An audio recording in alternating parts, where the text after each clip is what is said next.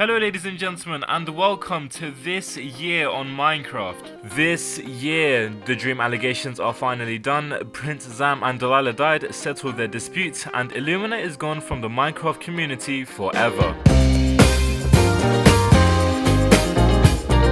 Before we start this year on Minecraft, what a year it has been. I mean, all the ups and downs and all the sadness, hate and losses were balanced out with, all the good happiness and fun that has happened this year. And most importantly, this month on Minecraft. It wouldn't have been possible without you guys. So sit down and enjoy this year on Minecraft.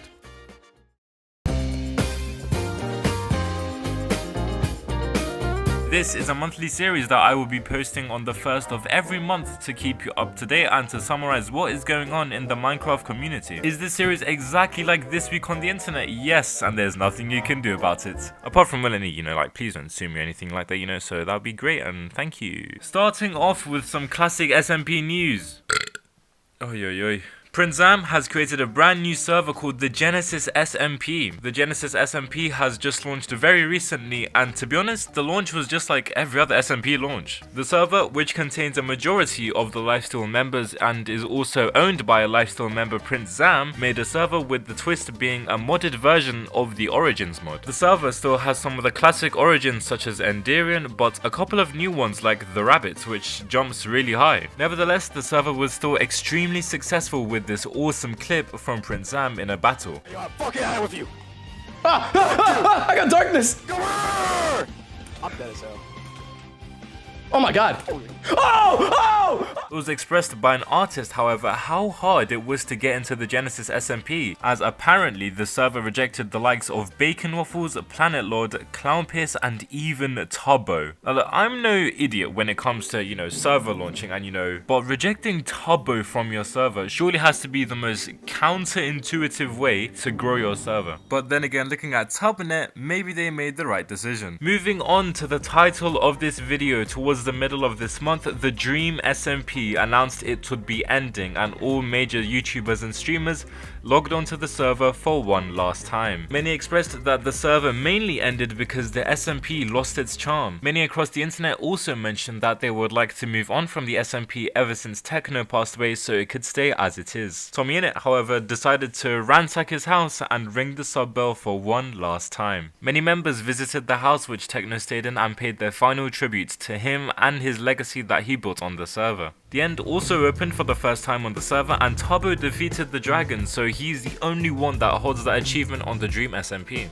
Creators also expressed that the finale is an end of an era and a beginning of a new one. Personally, the server was a huge throwback to 2020 COVID times when we were just all sat home and doing niche. However, as one SMP ends, another one begins, as Quackity has launched QSMP this month. The server's only twist is it brings people from all over the world, meaning it is a multi-language SMP. The launch of QSMP was very successful and has been called the best SMP ever, as it brings creators from all over the world onto one space. Congratulations, however, on the launch, and let's hope QSMP brings us all the nostalgia that Dream SMP did. However, on the other side of SMP news, Parrot has been going on a roller coaster about why he hasn't uploaded for 2 months. In a video he posted on Parrot Shorts, the SMP creator states that he no longer cares about the views, and that when he regularly uploaded, it was all just a numbers game.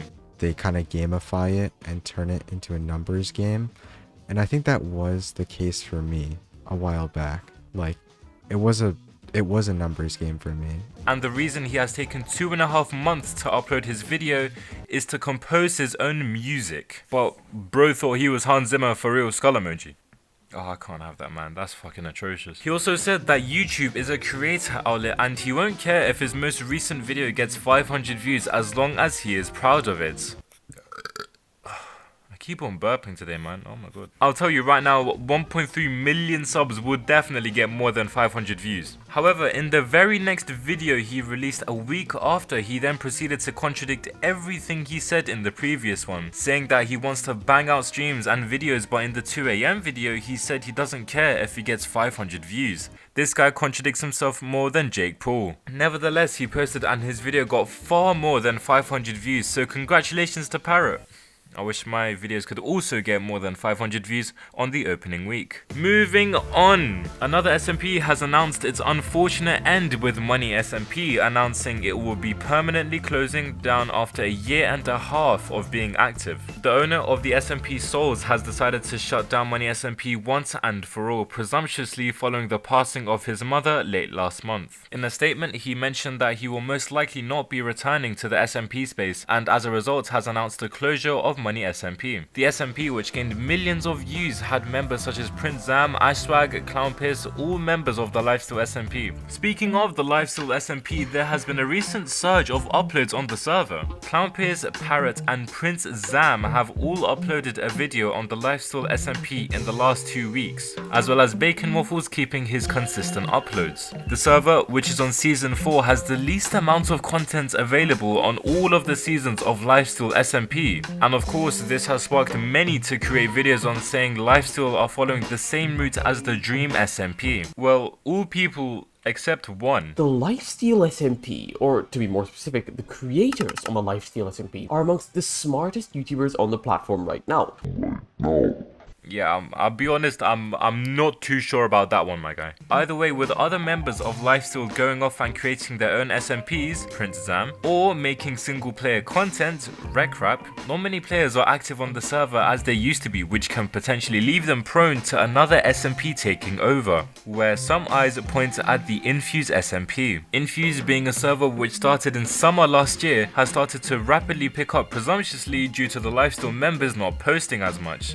However, in a recent podcast, Parrot and Redoons made this interesting statement. Like, I think it's cool that people, like, you know, are innovating themselves. Like, I mean, if we look now, like, you know, you have Infuse, for instance, like doing their thing. Now they have like the boost, the health, the effects, whatever. What? Infuse SMP. I know that's the potion one, right? Where you like Yeah.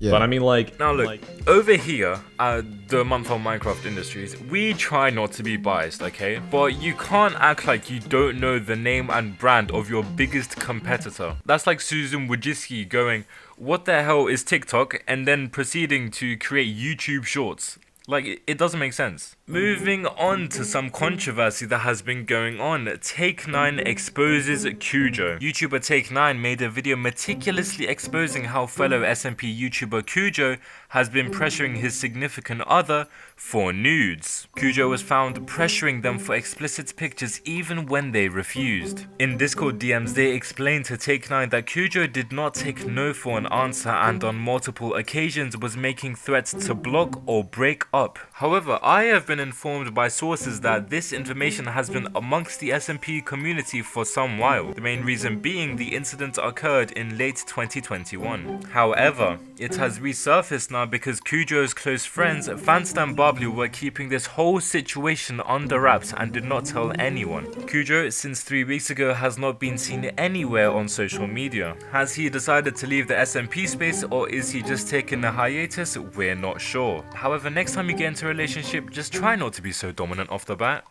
I guess you could say when he's scrolling through Reddit, he's a dom looking for a sub.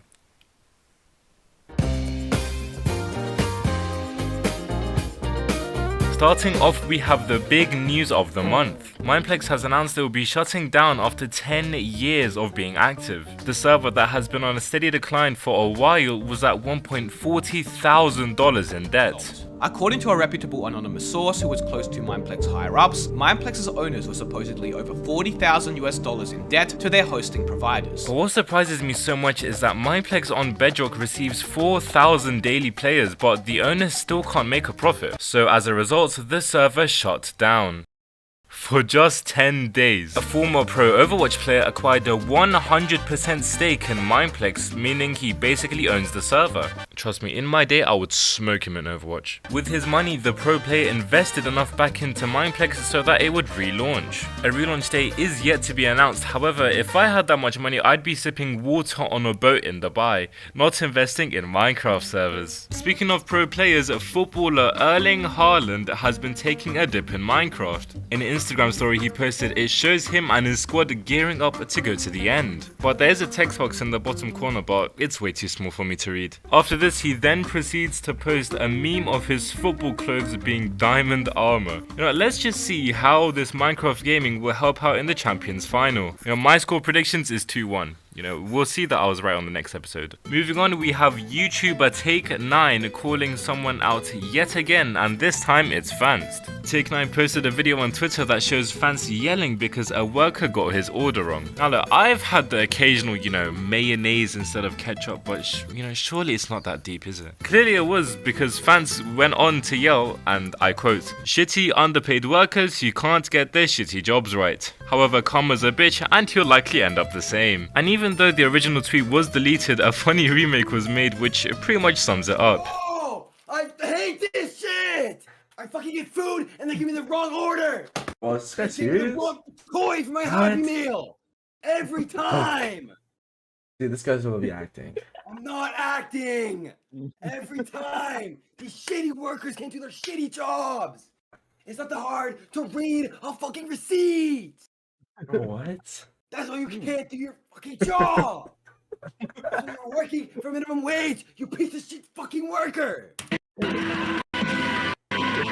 The reason why the original tweet is deleted is because Take9 deleted his entire main Twitter account. On his art, he said that he will be stepping away from SMP content and stick to commentary, which is what he's currently doing. Who would ever commentate over videos? Never be me, never be me. I'm still not sure why he would delete his main account, but who cares? Moving on to things that we actually care about, Sandiction has recently announced that he will be continuing his hardcore series on season 2. The hardcore YouTuber mentioned that his most successful series will be returning to YouTube. It has been 4 months since Sandiction posted the video where he died on his hardcore world after gaining a total 150 million views on his series. And then there's me who can barely pull 10k views on a single SMP video. Nevertheless, the first episode of the series will hopefully be posted soon, as Sandiction tends to take 4 to 6 months every upload. Speaking of people who also barely upload, Dream has been getting a lot of shit recently. A 40 tweet long thread, yes 40 tweets, like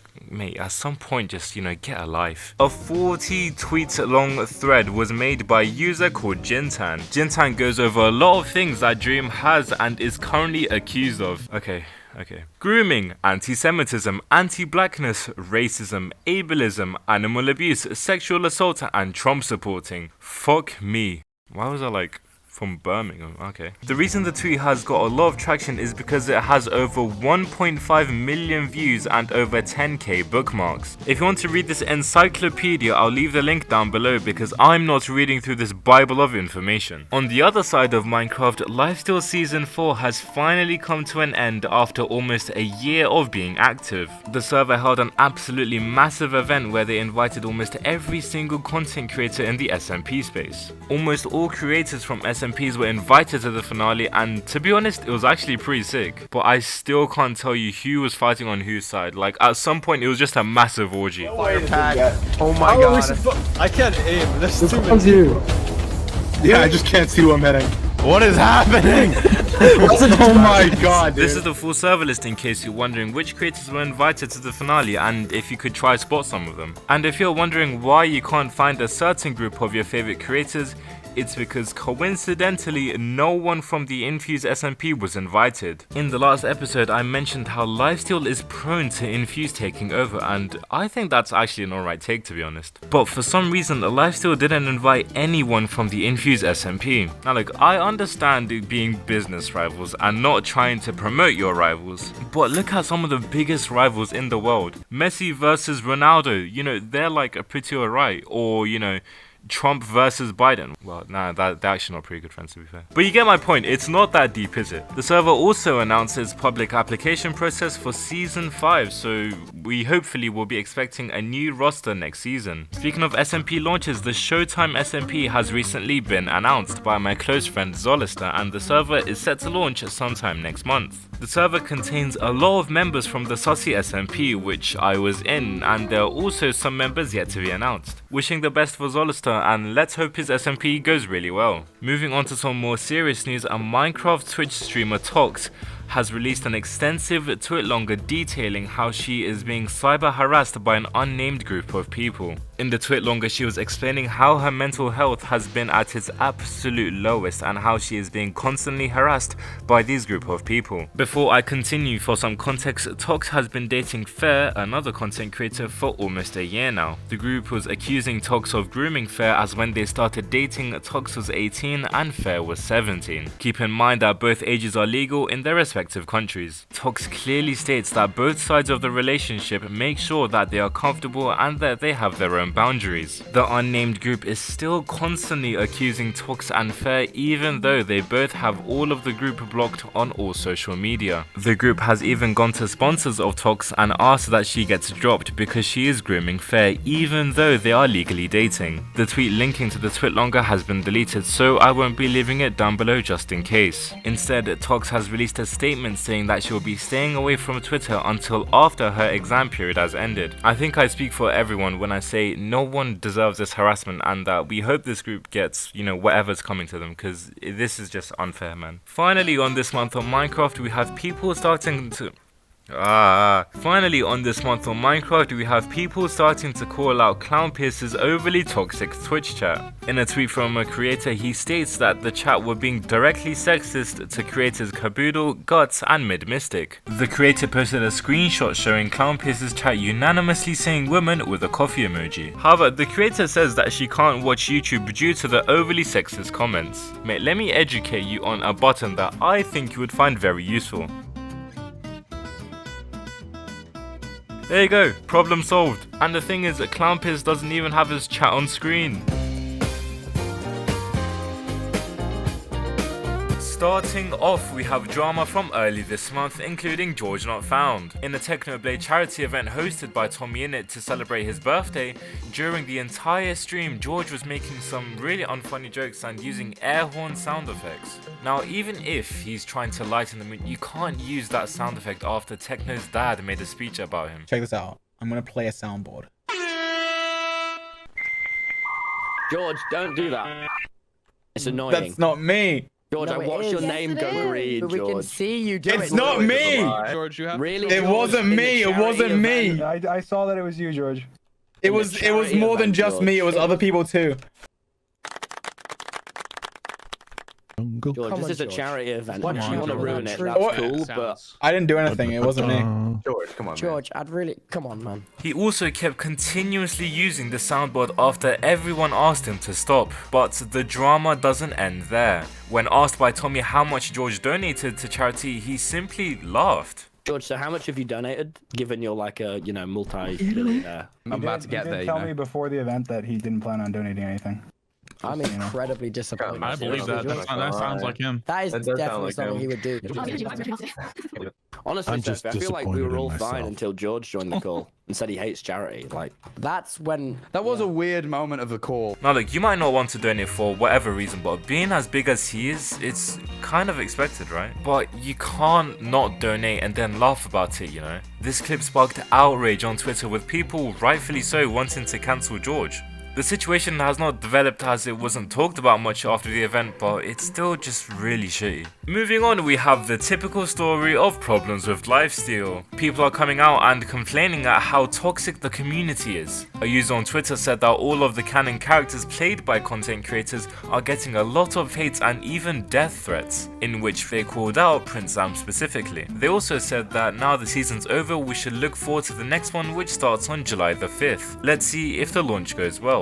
Next up, we have an algorithm server being created which is entirely dedicated to women. An Infuse SMP member, Chifoy, has recently announced that they will be creating an algorithm server entirely dedicated to female and non-binary members. She states in Twitter replies that she feels as if women are typically excluded from major algorithm servers, and she thinks that they should have more involvement in them. Wishing the best to the server, and hopefully it's successful. Moving on, we have a tweet longer about the worst person on Hypixel Skyblock. A Twitter user by the name of Hypixel Cringe released a tweet longer titled "Why the Skyblock Community has some of the worst people in the Hypixel community. Now look, as someone who has over 500 hours on the game, millions in the bank, and sick armor. Okay, look, I had to flex, okay? I can agree that there are some bad people, but let's see what the Twitlonger has to say. Now, the backstory behind this guy is that his name is TNT PvP, and that he used to be a scammer on Hypixel Skyblock. And if you're older than 25, just think back to RuneScape scams. You're welcome for the PTSD. TNT was notoriously known for being a scammer after leaving his account for a while and coming back with a new name called Hazel. It didn't take long for people to link 2 and 2 together, as he would occasionally post videos on the wrong account. And after a while, he even said himself that he is TNT and he wanted to create a new account because he didn't want people to see him like the scammer he is. Alright, so he's like any other scammer ever, but what makes him so bad? Well, he is accused of grooming, racism, general toxicity, and some really weird replies. To start with, he was accused of grooming a 12-year-old when he was 16, and he lives in the UK, so the legal age is 16, which literally makes him a pedophile. But even if the two ages were 11 and 15, it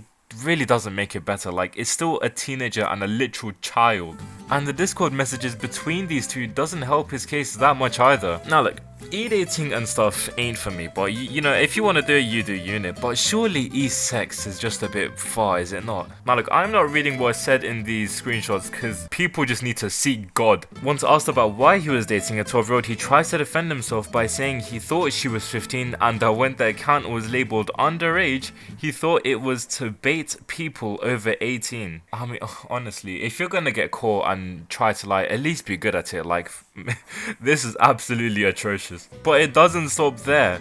This guy then proceeds to double down and say that he isn't a pedophile, but he is a child predator. My guy, look at these two definitions and tell me they're different things. Please do, because if there is a difference, I'd love to know. Please just let me know. He's also been accused of racism, which were more recent than the grooming allegations, where some of them happened this month coming from the Hazel account. Here are some of the screenshots of what he said recently, and for obvious reasons I can't read it out loud. Now for the next screenshots, the context is that he got muted in the Hypixel Discord and was complaining why. Take a second to pause this video and read these absolutely wild messages. Finally, in the racism allegations, there's a 3-second clip of him saying the P word and him saying there's nothing wrong with it. I guess him and KSI have more in common than we thought.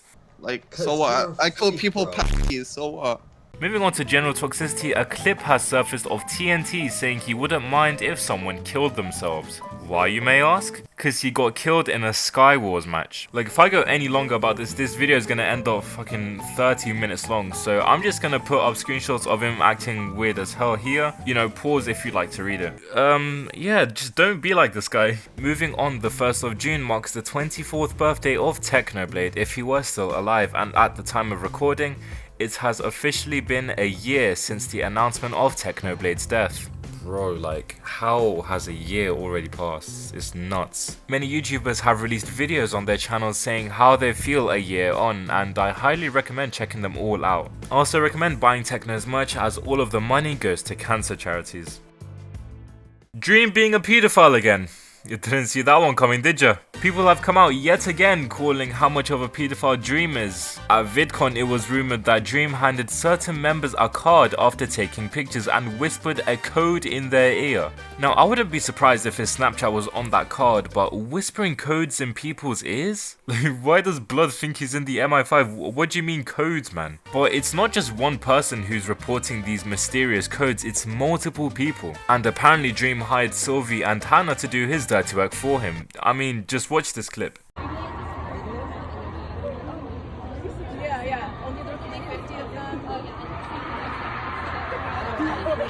Now, has anyone bothered figuring out what these codes mean? Hell no. All we know is that Dream is just being a nonce as usual. Also this month, unfortunately, another major PvP server has announced it's closing down, with Luna.gg announcing it's closing down after 4 years of being active. The server released a statement saying that people started losing interest in the server after a while, and that they felt like they lost all motivation to work on the server. But it's really unfortunate that we lost another PvP server. Moving on to the biggest story this month, YouTuber wemmbu's channel has been deleted. The YouTuber with over 500k subscribers mysteriously had his channel deleted towards the beginning of this month. And when asked why his channel was deleted, he said that he had conflict with his parents, which ended up in its deletion. A channel has been made which has re-uploads of all of the videos that wemmbu did have on his channel, as well as a document where people can send in whatever videos they have about his channel. I'll leave the link down below. I can't imagine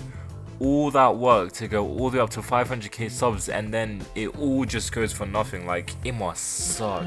Another YouTuber has come out recently talking about the effects of mental health and how the harassment of individuals is causing them to leave the SMP community. I mean, at this point it's starting to become a trend where YouTubers leave the community due to harassment, and honestly it's disturbing. A YouTuber, Carson, came out with a thread saying how his mental health has been affected by individuals such as Sean, Cloudy and many more. But the crazy thing is, Sean, the guy who's been harassing him, replied saying, "I've been waiting for this day." Honestly, like, bruv, the nerve, man, like, calm down. But of course, Carson responded accordingly. I mean, it's starting to become a trend, like, where people just leave because of, like, harassment, and it's concerning, man. Also this month, Lifesteal has announced the 3 new members that are joining the server for Season 5. The new members include Minitek, Jumperwho, and 4CV, all of them being absolute legends in the Minecraft community. This means the application process is concluded and the roster for Lifesteal Season 5 is done and dusted. I mean, the server will launch on July 5, so let's see how it goes.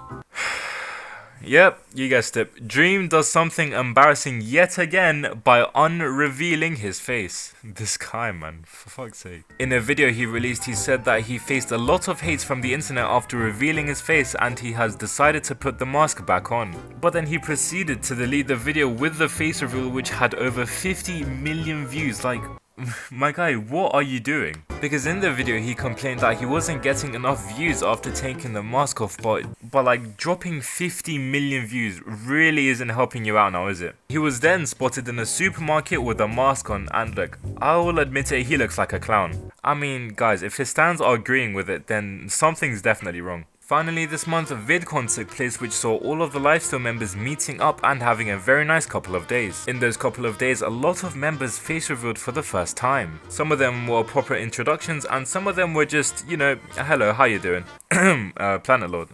Nevertheless, it was fun seeing the whole group together and having fun, as well as some other creators tagging along. Shout out Raspin for watching these videos. Before I start, I'm in a different country right now, so excuse the audio, and I probably won't be uploading any normal videos apart from this month on Minecraft until like midway through September. Starting off, we have a story that in itself is pretty sad. YouTuber Wadzi has come out this month saying how he's had a termite infection in his brain for years. He's always felt the need to justify why he has been taking sudden and odd breaks from YouTube and social media, and he's finally explained why. He said that he doesn't know if he will be returning to YouTube because of the immense suffering. The last time he was seen on social media, he was asking people to send in funny videos to make him laugh. Let's pray he gets better, and I'm wishing the best for his welfare because, I mean, the situation's really sad. So if you've noticed recently, there's been a TikTok trend of people acting like NPCs. You've probably seen it absolutely everywhere. It's so weird. Since the NPC trend makes so much money, a couple of Minecraft YouTubers have started to hop on the trend, with one of them being Nathan Live. And after I saw this on my TikTok For You page... Spicy! Spicy! Spicy! Spicy! Spicy! Spicy! Spicy! Oh, so cute! So cute! Spicy! Spicy! Absolute clown, man. Jesus. Also this month, YouTuber wemmbu has been doxed and his face has been leaked. Doxers have managed to uncover his name and his face all from his school photo, which got uncovered by the wrong people. Now of course, for privacy reasons, I won't be showing his name and face, but it's insane to see a faceless YouTuber get their face like completely revealed out of nowhere. It's nuts. The guy didn't deserve it, and sooner or later he was probably going to reveal his full face anyway, so like, what was the need, you know? I mean, I hope wemmbu is alright and is doing well. Also this month, Dream has made some updates about his face unreveal, and it's pretty interesting. In an interview, he said that he doesn't regret the face reveal and that it was necessary in order for him to live his life, which, I mean, is completely fair. But I was scrolling through Instagram like a while ago and I saw his story, which kind of confused me. So this guy was at a boxing match or, you know, some sort of event, and he posted himself, you know, with the mask on, which, mind you, it still looks stupid, but, you know, like, whatever. But he then proceeded to post a picture without the mask on. I mean, I'm sorry, what? Didn't we just have a whole bit about you putting the mask on and never taking it back off again? Like, my guy, what are you doing? I guess him and Nathan Life have a lot in common. Absolute clowns. Earlier this month, Lifesteal Season 5 has begun and the launch was really successful. The server has begun its 5th season with a lot of major rule changes, with one being no ender pearls. This rule change caused so many people to be killed easier than it usually would be, such as princezam. The main method of travel now is bow boosting, which essentially is just a speed boost. But most people are asking one big question: where is Rekrap? Well, on a stream, Pangy said that he wished to focus on his own content at the moment, as his armor series is doing pretty well. The pocket quit lifesteal. He said he wanted to focus on his own things. He is in the Discord though, as far as I'm aware. But he wants to focus on some of his own things right now, which honestly fair. I get that. Yeah. Like his series is doing really well right now, isn't it? So obviously, yeah. Good on him. He is in the Lifesteal Discord though, so we could see a mid-season Rekrap return to Lifesteal. Overall, the server launched pretty well, and let's hope it lasts for a while. Moving on, YouTuber Truth has returned to YouTube after 8 months of not posting, and the video he made to return was breaking one of the most insane world records I've ever seen. If you don't know who Truth is, he pretty much is a Minecraft parkour guy that sets and breaks insane world records. And in his most recent video 2 weeks ago, he set the world record for the most consecutive triple neo jumps in Minecraft. And the number he set was 101.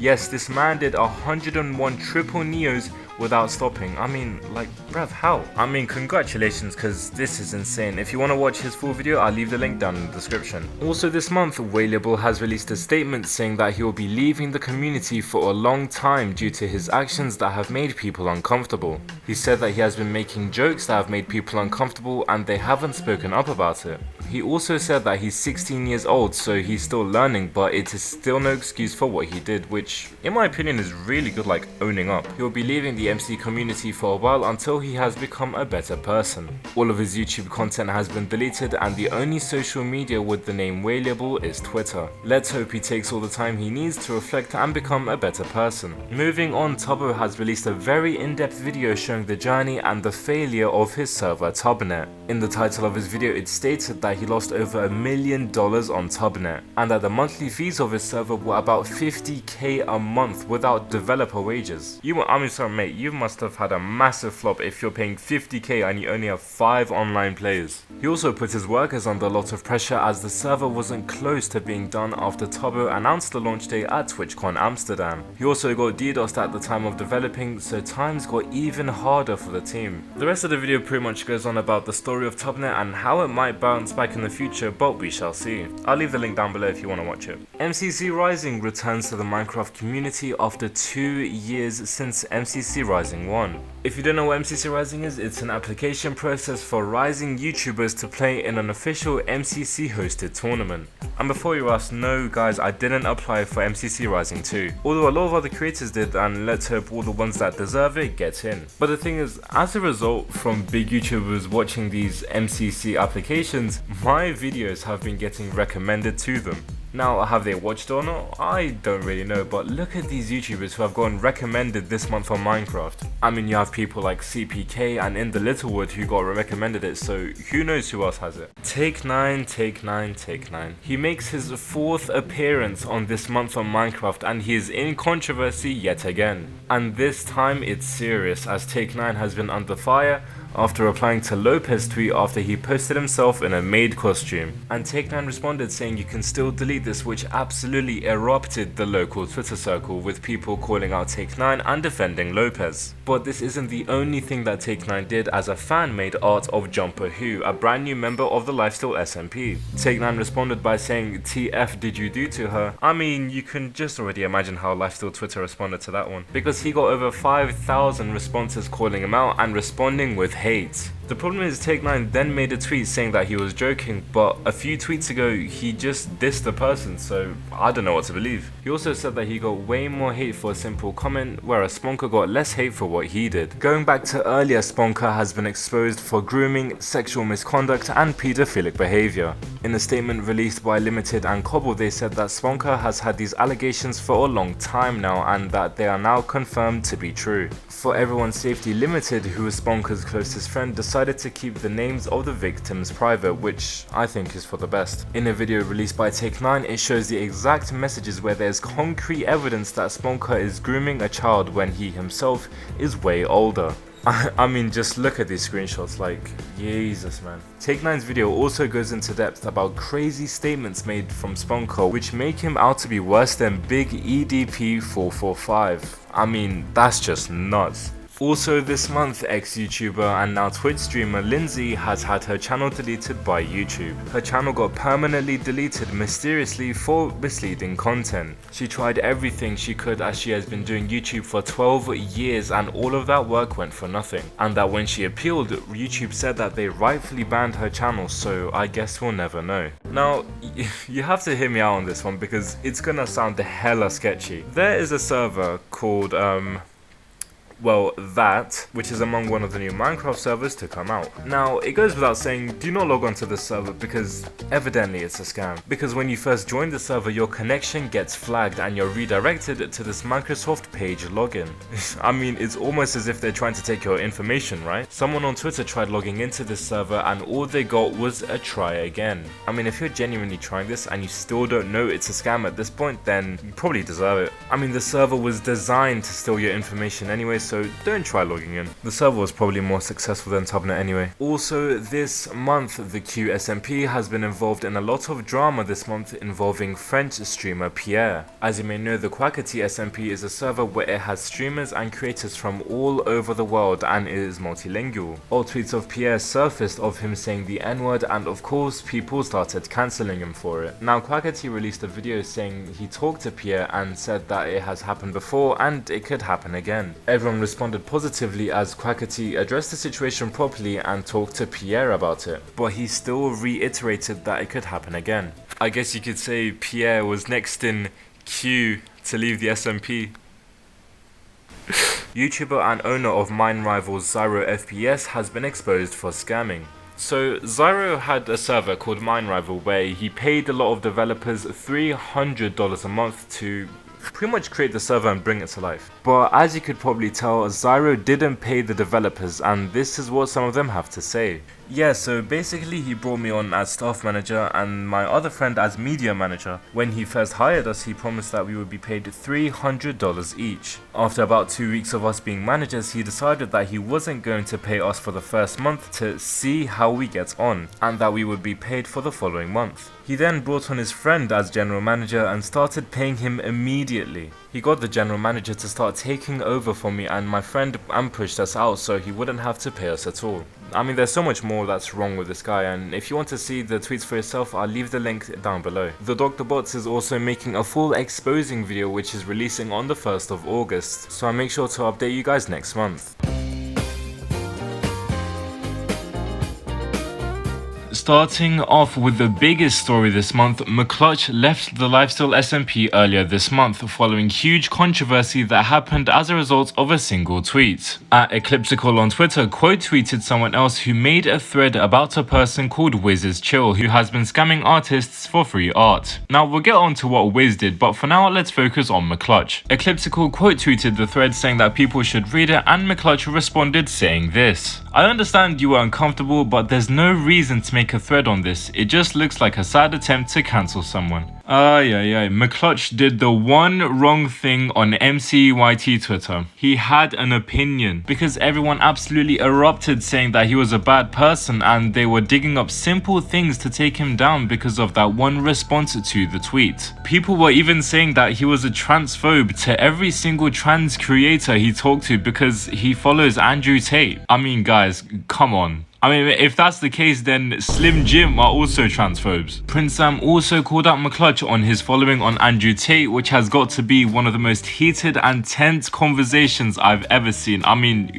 just look at this. I mean, I'm trying to go through this without voicing my opinion because, you know, if Andrew Tate and opinions are involved, it's just never a good route now, is it? So I'm just going to leave the thread on screen and make of it what you will because it's just crazy. Anyways, every Lifesteal member instantly exploded on McClutch with people like Pangy publicly dissing him. I mean, it's nuts. People like Rose Jewel as well, who's not even that associated with Lifesteal, responded saying this. Clutch, whatever your idea of cancel culture is, it's ridiculous. A person has openly expressed an experience where they felt harassed. The better response would be showing compassion. This just rubs off as uncaring, unintelligent, and indecent. Now, we'll get more into Rose Jewel's situation later, but after all of this, McClutch made the tweet saying that he left Lifesteal, and a day later, he said no regrets. His most recent tweet is him, no surprise, arguing about Andrew Tate with YouTuber Truth. And as before, I'll leave the thread in the description because I don't want this section to be 2 hours long. Moral of the story, just don't voice your opinion on MCYT Twitter. Going back to the root of the whole McClutch situation, Twitch streamer WizIsChill has been seen harassing artist Lucky Pup and a couple of other artists as well. It all started when Wiz was invited to the Border SMP, an SMP which, I mean, it's not really known for PvP because it's mainly just like a chill co-op SMP. But as you can presume, Wiz may have had the wrong idea and started killing Lucky Pup when she wasn't feeling her best and combat logged. She told Wiz to stop again and again, but Wiz just wouldn't budge and said that he's just doing simple SMP stuff. Now, Lucky Pup at this stage calls it harassment, which, I mean, like, come on, you can't call being a dickhead in Minecraft harassment, you know? It's just a bit over the top. But what he did next can definitely be called harassment, because there's multiple instances of him trying to scam artists for free art after being told no multiple times, but he tries again and again, and of course, it doesn't work. And of course, he got cancelled for it, no surprise. MCC Rising took place with the winners being the Lime Llamas of Nominal Gravy, Wadebox, Nomad of the World, and Chaos Corpse. Congratulations to them, but someone else was supposed to participate in the tournament that got kicked out, and that person is Emily B. Normal. Now, to make things short, Emily is a paedophile, and on the 20th of August, she disappeared off of all social media right after being accepted onto MCC Island. And a few hours later, all of the victims came out saying that Emily sent 14-year-old victims dick pics and asked for e-sex, and at the time she was 19 years old. I mean, I thought Hazel from 2 months ago was bad, but this person just takes it to a whole new level. The thing that's really crazy though is that she disguised herself as trans and asexual, but at this stage I don't know if that's legit or if it's just to throw people off. She said at the time that she was only making friends with other SMP creators, as majority of MCYT creators are, you know, typically on the younger side, whether it's guy or girl. But of course, Emily had other plans and asked for e-sex from these victims and would scream in VCs when denied. Everyone cut ties with her instantly when they found out what she has done, and to this day, Emily has never been seen on the internet again.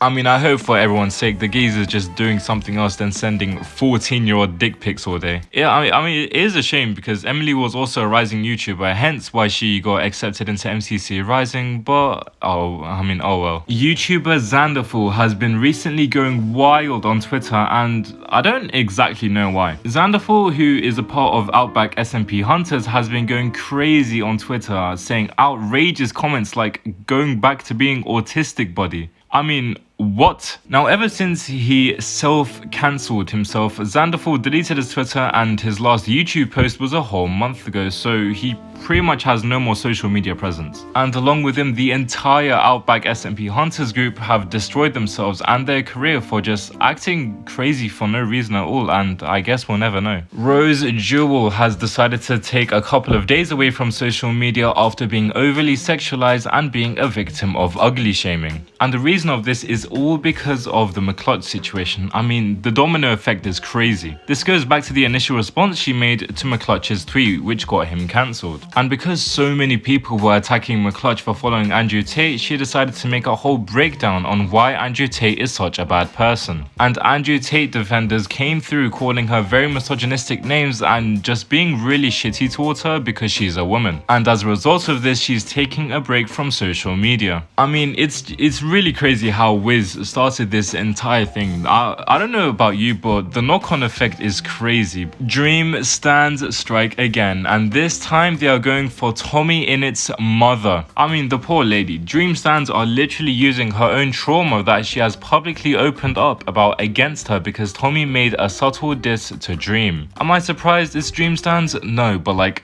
come on guys, it's an old lady. If you're gonna attack someone, attack Tommy, not his mum.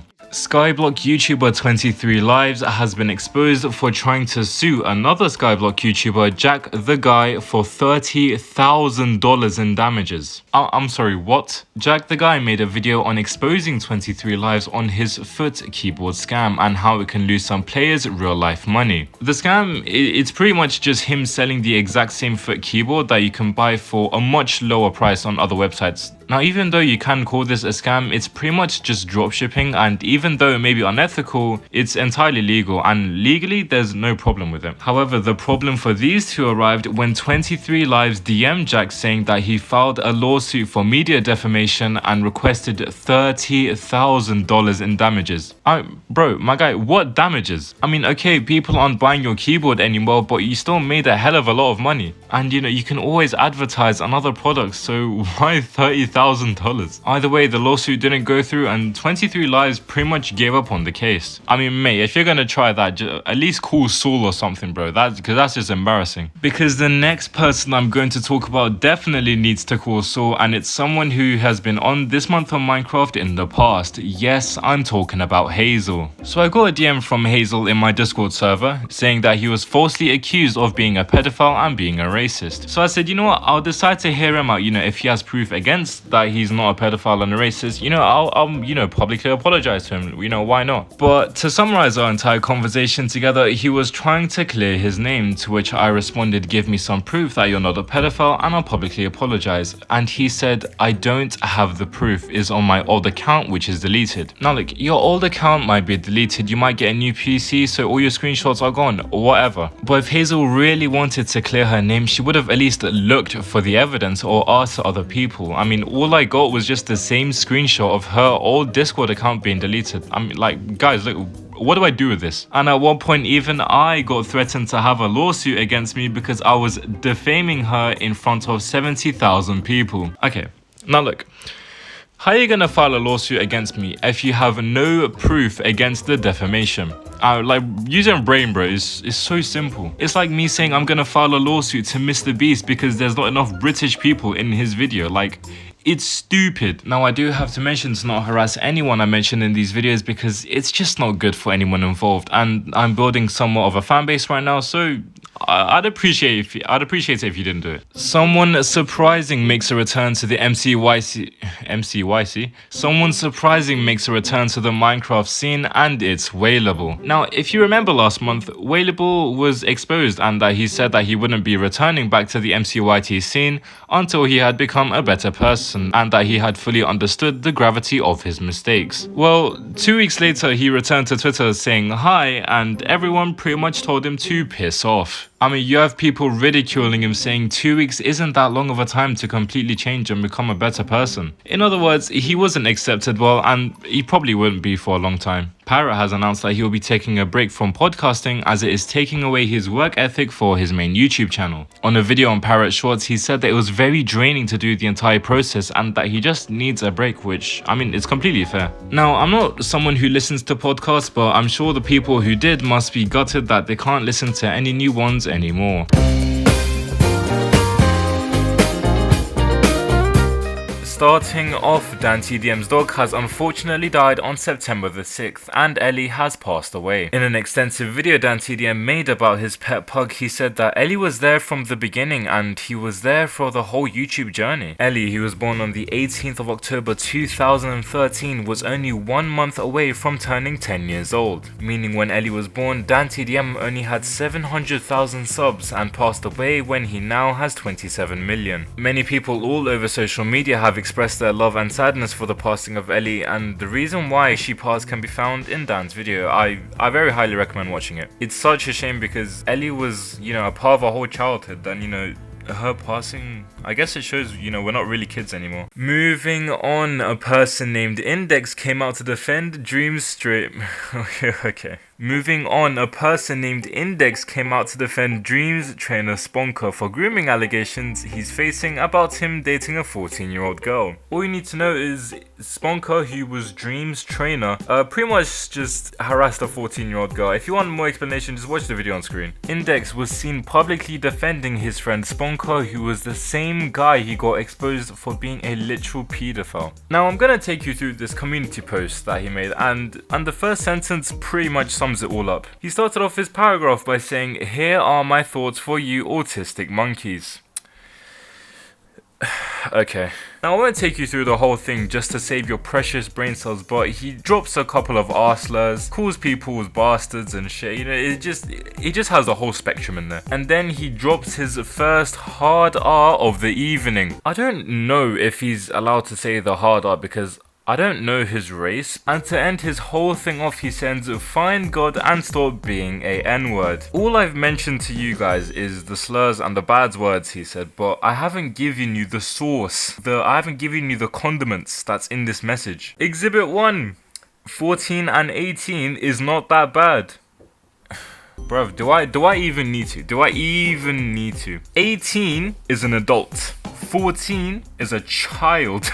There's no way around it, bruv. You can't say that they're both teenagers or like, oh, parents have bigger age gaps. Bruv, it's literally an adult and a child. It's like saying, oh, my parents can be 40 and 30 years old. Imagine your parents dating when they were 20 years old and 10 years old. That's mad. Not to mention, he specifically says it's not that bad. If you really believed it, you would not have said it's not that bad. If you're gonna go all out, you'd at least try do it right, man. He also says that a lot of people who called out the illegal and clearly tapped relationship are, and I quote, "greasy hair, porn addicted." I'm just not gonna say that. He also says Sponker is a man who gets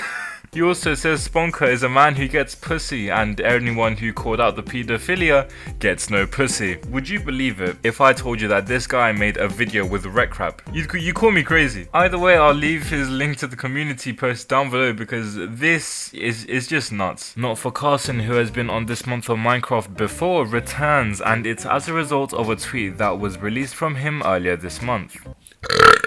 Oh. He was seen saying that he's tired of people harassing him 24/7 and that he's constantly threatened and bullied. He's tired of everyone that wants to mess with him, and he says that he's done. When people first saw this, they thought he would be leaving YouTube, but he recently streamed a few weeks ago. Lads, honestly, I'll be so real with you. Like, literally nothing happened this month. Like, we're really scraping the bottom of the barrel. You know, no disrespect to Carson, but we're really scraping the barrel with this one. And even though almost nothing happened this month, I'll tell you one of the best things that happened, and it's the Jacob 1121J situation. So, you're wondering who is Jacob and what he has done. Well, let me give you a bit of a starter before I serve the main 5-course meal. Jacob, the main protagonist, is a 7-year-old kid who makes regular content on YouTube, and you know, it's not the best content, but hey, he does his own thing. He's a hustler, you can't blame him. And 3 weeks ago, he made a video saying why he left the lifestyle SMP. But the best thing is that he did his announcement video while playing Super Mario in the background. I mean, come on, you gotta rate it. You gotta rate it at this point. After leaving the community, he decided to beef with a lot, and I mean a lot, of lifestyle stands. And if there's one thing you know about this community, it's you don't beef the stands in it. And that's what Jacob did. He fed himself to the lions and went all out. When I'm telling you this kid did not hold back, I genuinely mean it. "You're ugly as hell" is a response to a quote tweet which someone made calling him out, and it already sets the tone for the whole situation. And this kid reaches his absolute prime in one of the best threads I've ever seen. Just read through this. It shows that, you know, some 7-year-old kid can get the whole lifestyle community riled up. I mean, it's so funny. If you want to watch Jacob's Batman-esque performance, I'll leave the thread down below because it's one of the best things I've ever read in so long. I highly recommend watching it. Moving on, one of the OG goats of YouTube, Quebblecop, who makes Minecraft videos every now and then, he has been supporting AI content on another level. Quebblecop and his team have been developing AI to automate React content as much as possible. It all started started 4 months ago when Quibble posted a video saying that he built an AI that would change YouTube forever. And he used this AI first on his main channel when he made a video titled Minecraft but you only get 1 block. And of course he has been getting an insane amount of hate from not only his fanbase but also his friends, saying that his AI is just shit. But the best thing he did, he reacted to these negative comments using his AI, which as much as I hate it, you gotta rate it at some point, like come on. But just 7 days ago he posted a video announcing Quabblecop AI 2.0. In this video he shows he's switching from the animated version to a real life version of himself. Honestly, it's absolutely terrifying. I mean, just look at this clip. Alright guys, time to go into this very beautiful looking house. Hello, welcome to your new home. Check it out, this actually looks pretty nice. There are snacks hidden around, they restore energy. I need to find the snacks right now. At this point I think his videos are made using Quabblecop AI, but I don't know. Either way his channel's failing because no one's just gonna watch a lazy AI created channel from someone who was seen as a legend. The man who was once the GOAT just massively fell off, I guess. This month both the Infuse SMP and the Bliss SMP have ended this month, and they both went off in a... Do I have a lisp? And they both went off in an absolute bang. Starting off with Infuse, there was an absolutely crazy finale fight, which, I mean, I couldn't explain it to you all because it was so mental. But in the end, no one won because everyone got banned with a single message left behind. #Infuse finale. And as for the Bliss SMP, the finale took a whole 9 hours in total. You know, not to mention that it already got delayed by a week. I mean, the finale was supposed to happen in August, but it got moved to September. If you want to go watch the endings, you can easily find them on YouTube, but 9 hours is insane. Either way, both SMPs have opened applications, and to be honest, by the time you watch this video, they're probably closed by now. The Bliss SMP is yet to announce its launch date for Season 3, however, the launch date for the Infuse SMP got announced very recently, with it being on October the 7th, so we can expect a lot of things from the SMP. Moving on, Mineplex, the Minecraft server which ended a few months ago, has fully rebranded its logo in its quest to getting back its player base and the reputation it used to have. The OG Minecraft server rebranded from this to this. You know, let me know what you think about this, because in my opinion it looks like a really high production corporate type of thing. You know, it doesn't really have that Minecraft server feel. Maybe that's just me, or maybe because it's just a new logo, but maybe we'll get used to it, but who knows. Just let me know what you think of it. The Mineplex developers also showed a very intricate video on how they developed their new logo, which it's a really good video. I reckon you check out after you're done with this one. YouTuber Skyboy has made a Twitter poll which has got a lot of people angry. He posted a poll asking his audience if they have ever been suicidal or not, which raised a lot of eyebrows within the community. Many people said that he was interaction baiting using suicide and that he should have taken down the tweet because it felt too personal. Now, I don't blame them because it is a very personal question, but then again, you don't really have to interact with it, you know? People were understanding of what he was actually trying to do and just gave him advice to phrase the question better. And to end this absolutely fantastic, gobsmackingly beautiful this month on Minecraft, we have one of my favorite tweets of all time. Tubnet, the server which has lost over $1 million, has hit 0 players for the first time. What an ending. I mean, if Tubbo doesn't end the server now, God help him. Starting off, Lucius, a YouTuber who was involved in the Minecraft community for years on end, faked his own death in order to escape pedophile allegations. This, I mean, without a doubt, this is one of the most craziest stories I'll ever cover, so make sure you listen the whole way. Lucius was a YouTuber who had over 18k subscribers in his years on YouTube, which is a fair amount. But little did he know that Tuesday, September the 19th, everything would change in his life forever. Take9 was messaged screenshots from anonymous users that came to Take9 to expose Lucius. However, one user stood out amongst the others, and his name was Resor. To give you a little bit of background on Resor, he doesn't really have a good track record, as, you know, he was seen saying slurs, you know, giving false info on other stuff, and he's not really that reliable. Lucius is 20 years old. Ultra, Lucius's girlfriend, is 14. Which means right now, their ages are 22 and 16 respectively. Crazy? Yes, Of course it is. 20 and 16, fucking hell, man. After the allegation, Take9 pressured Lucius to prove that his girlfriend was 19 years old, but then Lucius said that she has no proof of documentation. Like, what are you on about? Resaw then came out with a backstory saying that they first met when they were 15 and 9 respectively, because Lucius was friends with the girl's brother. Lucius then says in a voice message that he's leaving the community because he just doesn't have the energy to deal with the drama anymore, after making Resaw look like the bad person due to his bad reputation in the first place. Bribery is what Lucius resorted to after getting people on his side, such as telling Take9 to make a whole video to clear his name in exchange for information about Resaw. Then it happened, the moment when Lucius got exposed for his girlfriend being 14 years old. I mean, just watch this. As long as you didn't do anything wrong, nothing's gonna happen. I haven't done anything. Okay, that's what that's. And attracted to someone who's at least 5 years younger than you, you can be considered a pedophile. Why would she be talking at you? Wait. I know I'm only 16. What's that one? Yeah, what is that one? Yeah, that's not good, bud. Here's the truth. Yeah, the age gap is worse than it is, and you know, there's no way to really listen. She's 17. She's 17. Let me ask you a question. But hang on. Is she 16 or is she 17? She's like she's about to be 17. Like, okay, so she's 16. She's 16. Yeah, but almost 17. But she was 7. But she's 16. And the very next day, a lot of people woke up to something that was completely unexpected. The very next day was the day that the general public found out what was happening. Every single one of us saw one side of the story, and it went like this. Hello, everyone. If you're reading this, I am gone. My personal life has been a non-ending living nightmare. Peace, nerds. He took his own life and left everyone mouth open and in tears. Honestly, when I woke up, I saw this, I just didn't believe it because of like shock, and it was just like out of nowhere. A server was made for people to give their condolences to Lucius, and people also made videos about their sadness for his mourning. I did also join the server, and at the time I did give my condolences, but little did I know that it would actually mean nothing, because while this was going on, Take9 called 911 to check if Lucius was really dead, and this is what happened. I have a person online that is threatening that they were gonna kill themselves last night, and I called another office and they said that he's from this area, so I called you guys.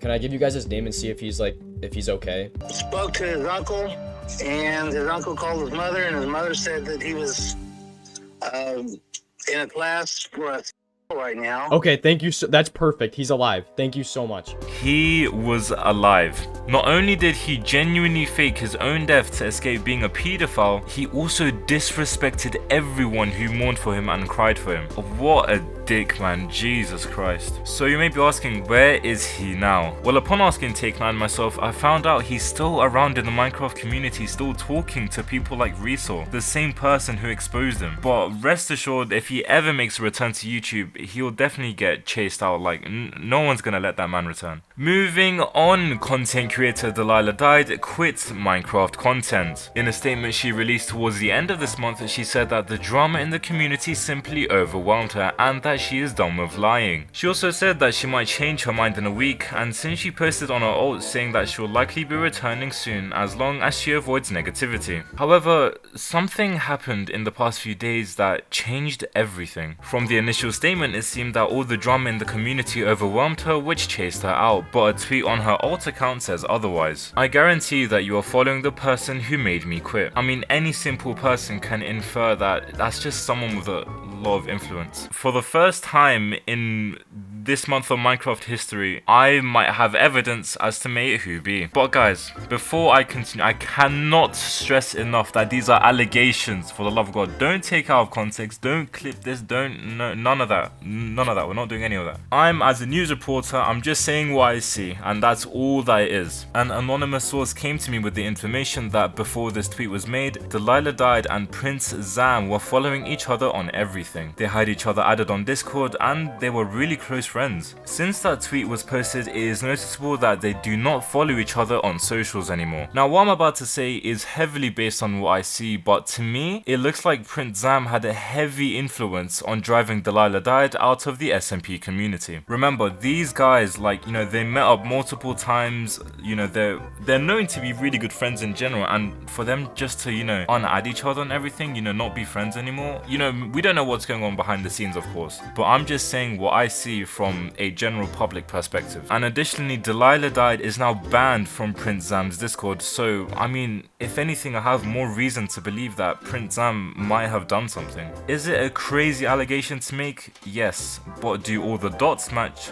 Yes. You know, if these allegations aren't true and it's genuinely just not that, then of course I do apologize, but if it's actually true, then, you know, it could be really bad for princezam. Also this month, Woogie, a YouTuber who's widely known within the Minecraft community, has come out with a statement earlier this month saying that he can't edit videos until February. This comes from a tweet that Woogie released earlier this month saying that he's been in college for a month and that the resources to make YouTube videos are very limited. He also says that even though he has a PC to edit on, his parents will not send him the pre-recorded content he has so that he can focus on college. Honestly, it is really sad to see their parents hold their kids back like this, but you know, it makes sense because they want the best for him, but you know, I mean, it's sad because I've seen the same situation multiple times. He also says that he's been trying to talk to his parents to send the pre-recorded footage, but as for now, nothing is guaranteed. And he rounds off the statement that there will be no content until February at least. The annual Minecraft Live event took place this month on the 15th of October, and it has to be one of the most controversial things to happen this month ever. If you don't know what Minecraft Live is, it's an online event where future updates, you know, are showcased and fans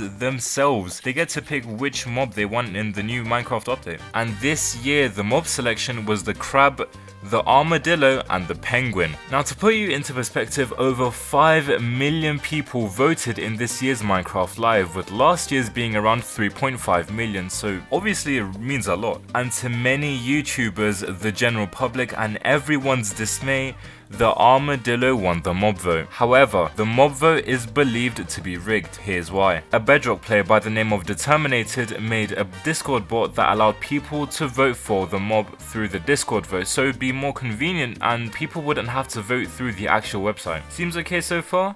Well, here's where it went sideways. You know, to keep it concise, I have to cut out a lot of detail, but I'm gonna sum up the best. When you log into Minecraft with an iOS device, whether it's your iPad, your iPhone, whatever, your device is not actually registered into the system, you know, such as your device number, such and such. In other computers and devices, the device number is actually registered, meaning you can only vote once, but because iOS devices aren't actually registered, there's no limit to how many times you can vote, meaning in theory, you can vote for a mob an infinite amount of times. When Determinated found this out, he made an extensive code which shows an iOS device voting for a mob again and again and again. But with all good things, it got leaked, and it made things much worse. The code initially meant that it would just infinitely spam an infinite amount of votes at once, but the coders got creative. They added intervals to which each request was being sent, so it would seem like normal people were actually voting. They also added an own identifier so that if their account was checked, it would look like it was a legit device. I mean, at some point you have to rate it. If you're gonna outsmart Minecraft themselves, you have to rate it at some point.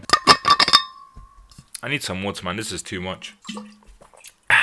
Stay hydrated. And so the botting began, but before they did, they held a meeting amongst themselves to see which mob should win the vote. I mean, the power to change history at a couple of people's fingertips, like, it's just crazy. The group in the end voted the armadillo and began botting, but that is not nearly where it ended. Another group who had the same code chose the crab and started botting in favor of the crab. By the end of the mob vote, the total amount of botted votes was believed to be 3 million. Team Crab botted 1.3 million, whereas Team Armadillo botted 1.7. It all changed when the percentages got leaked and the numbers didn't line up to the botted votes. People speculated if it was found out by Mojang, but they just simply didn't say anything. In the end, Minecraft released a statement saying that they knew people were trying to rig it, but in the end it did not impact the results. People from all over Minecraft are asking one question: where are the people who voted Armadillo? No famous YouTuber did, neither did any major influencer. Is something going on behind the scenes, or did the Armadillo truly win the mob vote fair and square? Well, at the time of writing this, I'm not sure. I'm just a messenger, and you can decide for yourself. Personally, I wanted the penguin, but whatever. Also this month, YouTuber wemmbu, who left the Minecraft community over 4.5 months ago, has made his return to YouTube and has explained why he mysteriously disappeared. In a video he posted this month titled "Where I Went," it shows him pretty much explaining where he went. In summary, he deleted his YouTube channel because he had really bad grades and that was the only way he could make sure he would focus on them. Now look, I like wemmbu a lot. He's a nice guy, but that's just dumb. Like, surely you could just not be active on YouTube, say you're leaving, instead of deleting a channel with 500k subscribers. But to be fair to him, his new channel already has almost 100,000, so you can't blame him. He's just collecting plaques at this point. He also posted a 3-hour-long video which has every single Minecraft video on his channel in the past compiled into one huge compilation. He's most likely monetized by now, but deleting a channel with that much is still just stupid. Best of luck to wemmbu and his channel. Fucking hell, this month's long, man. Jesus Christ. Moving on, Technoblade's dad recently announced that he will be regularly streaming on the Technoblade channel because he feels like there's a certain piece of content missing and he wants to, uphold his son's legacy. He followed this up with 2 streams which were 3 and 5 hours long respectively. He also posted a video 2 days ago showing Techno when he was a child and his first ever video. However, with Technodad looking like he will be regularly posting on the Technoblade channel, which, is completely fine, some people on Twitter have been questioning if they really want this. Strike TV on Twitter made a tweet which has now been deleted saying, "Am I messed up for thinking this is a bit wrong? Doesn't Technodad have his own channel? I know he's doing it out of love, but I feel like Techno's channel should be left to rest." The tweet picked up a lot of traction with people rightfully so asking why it was a problem. One reply said Technodad's specific content is there, but if it relates to Technoblade himself, it's on his channel, but I see where you're coming from. In my opinion though, the response was much better, with Strike saying Technoblade is Technoblade and Technodad is Technodad. I mean, at the end of the day, it is his dad's choice, so you just have to respect him. YouTuber and developer Wav was involved in a serious car crash earlier this month and saved his girlfriend's life. He was driving through a light where a car hit him directly into the passenger side. However, he managed to limit the damage to both himself and his girlfriend by swerving left. He reiterates how important it is to stay safe and he could not be any more right. Here's some pictures of the crash itself. The pictures themselves, I mean, they're honestly terrifying. He follows up by saying he had to act fast and that if he didn't break open the other car's door, then the lady which accidentally hit them may have not survived either. Both himself and his girlfriend are completely okay, with his girlfriend only suffering minor burns and Wav having a sprained hand. Otherwise, they're completely fine. More pictures got released of the accident, which make it that much scarier. He finishes it off by saying his insurance claim was $32,000, which is great to hear. Honestly, not many stories happen on this month of Minecraft which have a good ending, so it's great to see it happening. I'm wishing all the best to both of them. Also this month, YouTuber Trix, who was close to 1 million subscribers, has been terminated off YouTube, and here's why. Over the past month, he has been posting copyrighted content again and again, with most of it being Peppa Pig. But this is Minecraft, why is he posting Peppa Pig? He made a recent shift in content where he goes from making Minecraft videos to making Peppa Pig videos with the huge fanbase he already has. The major problem was though, he was posting these compilations very regularly and it was apparent that he got over 50 copyright strikes in the past 2 weeks. In the end though, he was banned and he probably won't be returning back to YouTube. One of the most insane and sad things I've ever seen took place this month. Stella is a content creator, artist and speedrunner who's been in the Minecraft community for a while and has a really decent amount of following. During TwitchCon Vegas, her and her group of friends were out and about, just as you would during Vegas. But during a party, something happened which would change the identity of a certain YouTuber forever. On the 22nd of October, the final day of TwitchCon, Stella came out with a statement saying that she was taken advantage of while drunk and that after some digging, the individual has taken advantage of Stella multiple times in the past. She also left the hotel where presumably her, the individual, and a couple of others were staying at. At the time, she did not have a place to stay as she did not want to go up to locals or stay in the same location with her abuser. She has been diagnosed with personality disorder and that she has broken people's hearts, and said that she has said things that she can't unsay as a result of the sexual assault. What her actions were and what she actually said were never published. No one else has spoken about it that was there on the party that night. No one has said anything to my knowledge. As for the sexual assault itself, she did not go into detail, but Stella herself was almost blackout drunk, whereas the assaulter was relatively sober. Following the timeline, she then says she might be able to stay at the same hotel but in a different area. Who was the sexual assaulter, you may ask? On the 23rd of October, a day later, Stella posted a tweet that would change everything. It was Illumina. When I first saw this, my mouth dropped to the floor. I literally could not believe it. The tweet itself racked up a total of 2.3 million views and was one of the biggest things to hit the Minecraft community this year. The same day, Illumina came out with a 4-page statement saying this: "Me and Stella have dated for a while in 2020 but eventually broke up as we realized we weren't right for each other. The rest of the time we were friends up until this trip. I will not be going into detail as to what she said, and neither will anyone else. I should have taken more responsibility to make sure she didn't get as drunk as she did, as during our friendship I already know that she had drinking problems in the past. I will be taking a break from content creation until we are both in a better place and the situation is completely resolved." I mean, wow.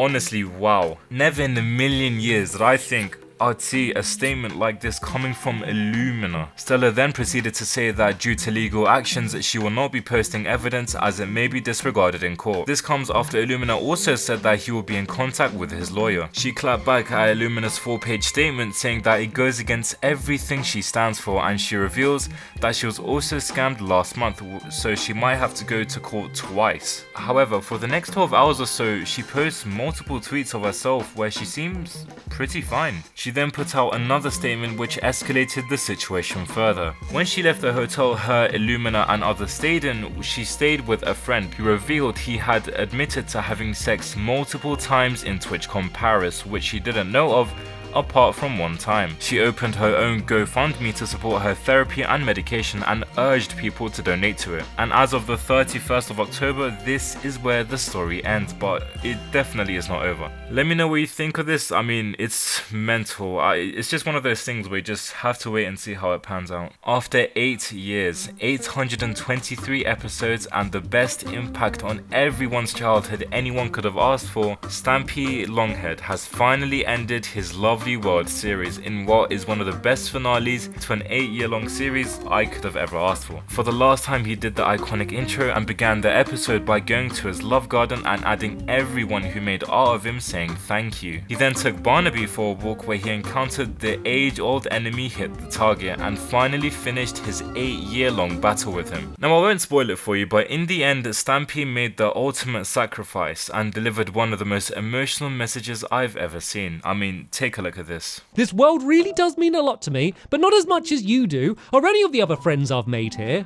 Hit the target may have taken the things we built, but he can't take the memories we've made. In a way, we've both grown up together in this place, and we've changed in that time. And it is sad to be saying goodbye to my lovely world, but I think it's the right moment to do it. Our time here has helped make us who we are today, and who knows what's going to happen next in our lives. So, for the final time, from the bottom of my heart, I want to say thanks for watching, and I'll see you later.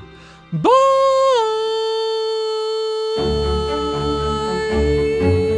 Emotions running high, tears running down, but gratitude definitely is the most prevalent of all. Honestly, I'm so thankful for the series, and I'm sure you are too, because it meant so much to every single one of us when we were children. Thank you to Stampy, and you know, I hopefully whatever he does next is even better. The Lagoon SMP this month has been involved in some massive drama where they have kicked out 2 members from their SMP for huge allegations. If you don't know the Lagoon SMP, it's an SMP that pretty much is meant to be girls only. If you remember, I talked about it a while back on This Month on Minecraft. And you know, it's become a really big thing, which is great for the SMP and its players, but earlier this month, they put out a statement that changed everything. Its OO and sharpness have been removed from the Lagoon SMP due to harassing members, making inappropriate comments to minors, and exploiting the server. In addition to this, the server's owner Lazy's, which apparently a lot of people don't like, you know, I don't know too much about that. Lazy's made a 13 long tweet thread outlining as to exactly why they were kicked. Now of course I'm not going to go through everything, so I'll leave the link down in the description, but one thing caught my eye. The server says Sharpness was making inappropriate comments to minors, which in some countries can get you serious jail time. But apparently the so-called comments was something along the lines of Sharpness calling a minor girl in the SMP his girlfriend, and that he was making simp jokes. Now of course I don't know the whole story, but from this side, it looks like the owner just made the situation to seem worse than it actually is. Of course, if there's evidence to prove otherwise, I apologize, but that's just not what it seems like. One funny thing though is that at the beginning there were only allegations that he griefed the server using a plugin. But my guy decided to incriminate himself by posting the video where he griefed the server. Honestly, I just rate it at this point. If you want to learn more on the situation, I'll leave the link down below, but that's just crazy.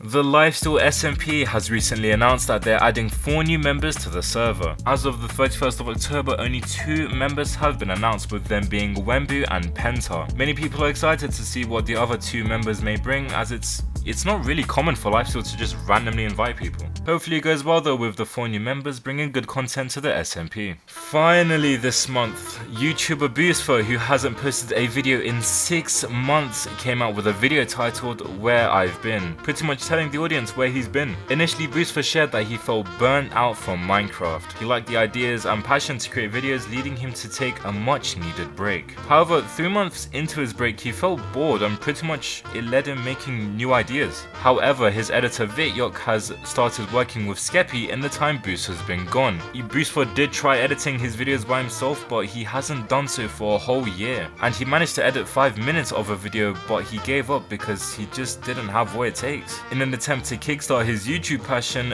Boostfo played and recorded 95 hours of Elden Ring to make videos on it on his second channel. You know, editing a game outside of Minecraft, it felt new to him and refreshing, but he gave up again because he could not edit anymore. Boostfo concluded he's trapped in a cycle. You know, he still loves content, but he's just worried that people might not like it the same way he does, and as a result, his videos might underperform, which is his worst nightmare. Boostfo finished it off with the promise of returning with more videos soon. Finally, that is it for this month on Minecraft. I'm sorry this was so long, but everything happened this month.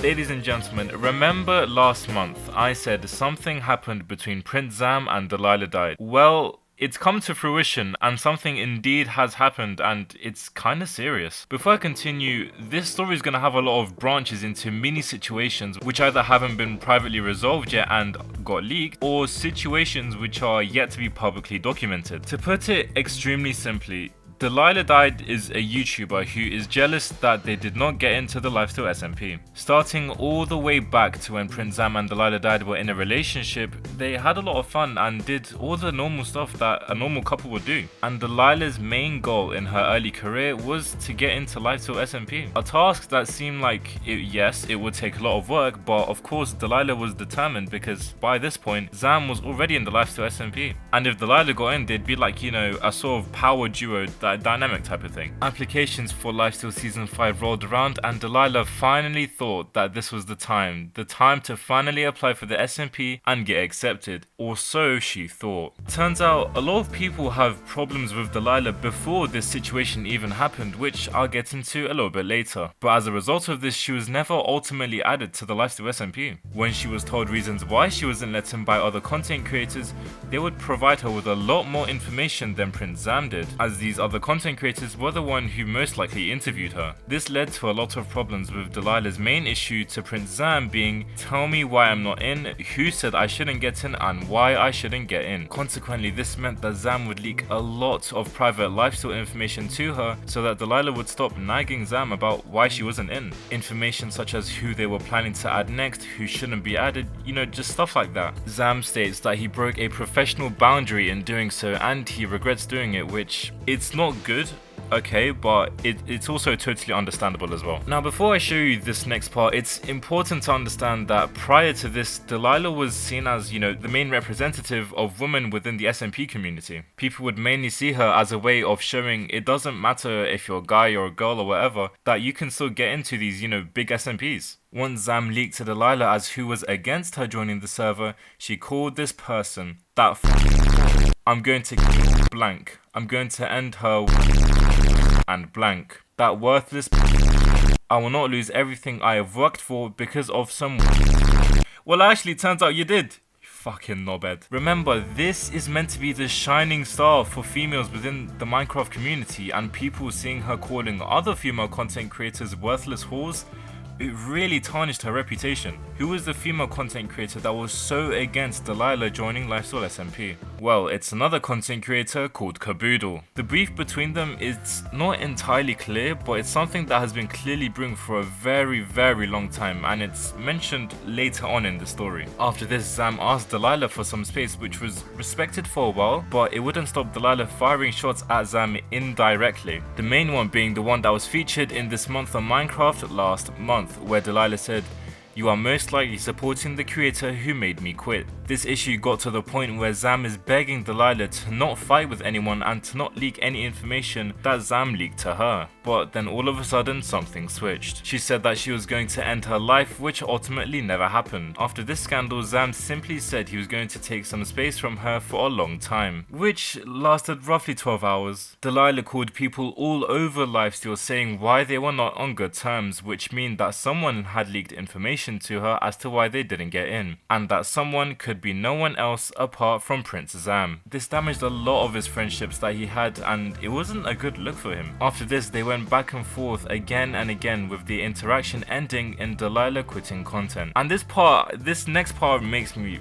I don't know, this next part makes me really sad. Because even after everything I just said to you, after everything wrong that Delilah has done, Zam still continued to support her even after everything that had happened. I mean, I just feel bad for Zam, and like, that pretty much wraps up part 1 of the situation with princezam's document. So far we have looked at princezam being a victim of emotional abuse, verbal harassment and manipulation. So you may be asking, what has delilahdied responded with? Well, she responded with a 40+ page document outlining everything and every single piece of drama she has been in. Now, I'm not going to read you every single page because quite frankly it's just a waste of your time, but there are a few things that I would like to pick out. Starting off, she revealed that fellow YouTuber Don Turnt is going to jail. A situation which was probably going to be publicized sooner or later, but it hasn't yet. The Don Turnt situation is pretty much where Lifesteal member Don Turnt was recently arrested and is now going to jail for sexual assault. The full situation hasn't been publicly documented, so I mean that's all the information we have for now. She goes on to talk about other creators and complain about why she isn't in Lifesteal, but people saw through this. They saw that Delilah was trying to throw people off and get the attention away from the situation between her and princezam. She then goes on to call Money SMP owner Souls a sexual abuser without any proof. I mean, what? This resulted in Souls losing a lot of connections with both Lifesteal members and a lot of other people as well. She calls out literally like every person under the sun. Remember, this document is supposed to be a response to princezam. I mentioned earlier that Caboodle was the person that delilahdied called a whore, but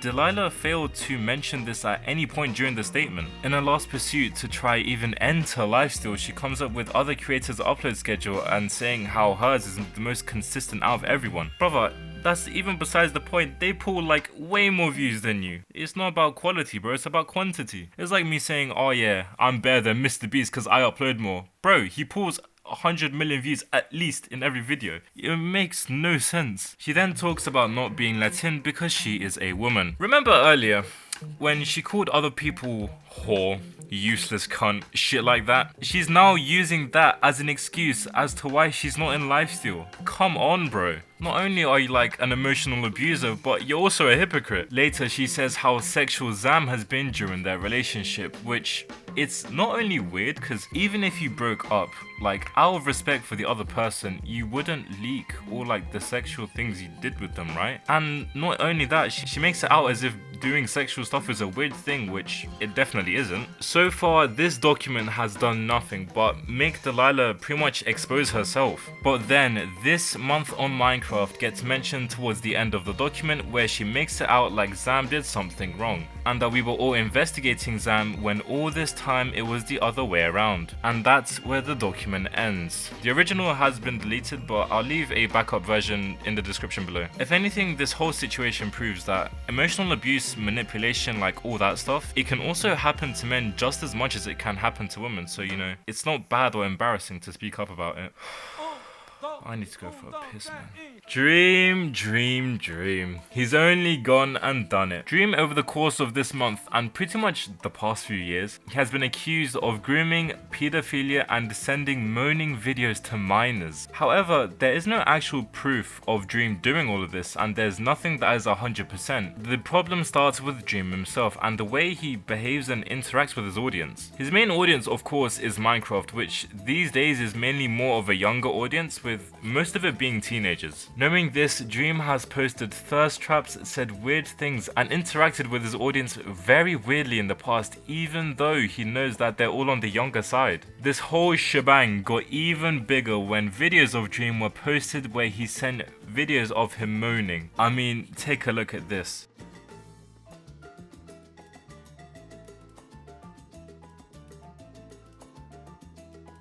The problem with this though is that the screen is black, showing that this could have really been anyone sending a video with an account called Dream. As in, it literally could have been anyone, so is it real, is it not? I don't really know. If it is though, the text that he writes has got to be the most vile thing ever. I mean, take a look at this. Also, kids, cover your ears again, please. I tease the shit out of you, kiss your neck, run my hands up your body. God, you look so sexy right now. Oh, I hate it. Makes my flipping skin crawl, man. It's so like, ugh. The saga continues into part 2 where Dream has been beefing Teenage Mutant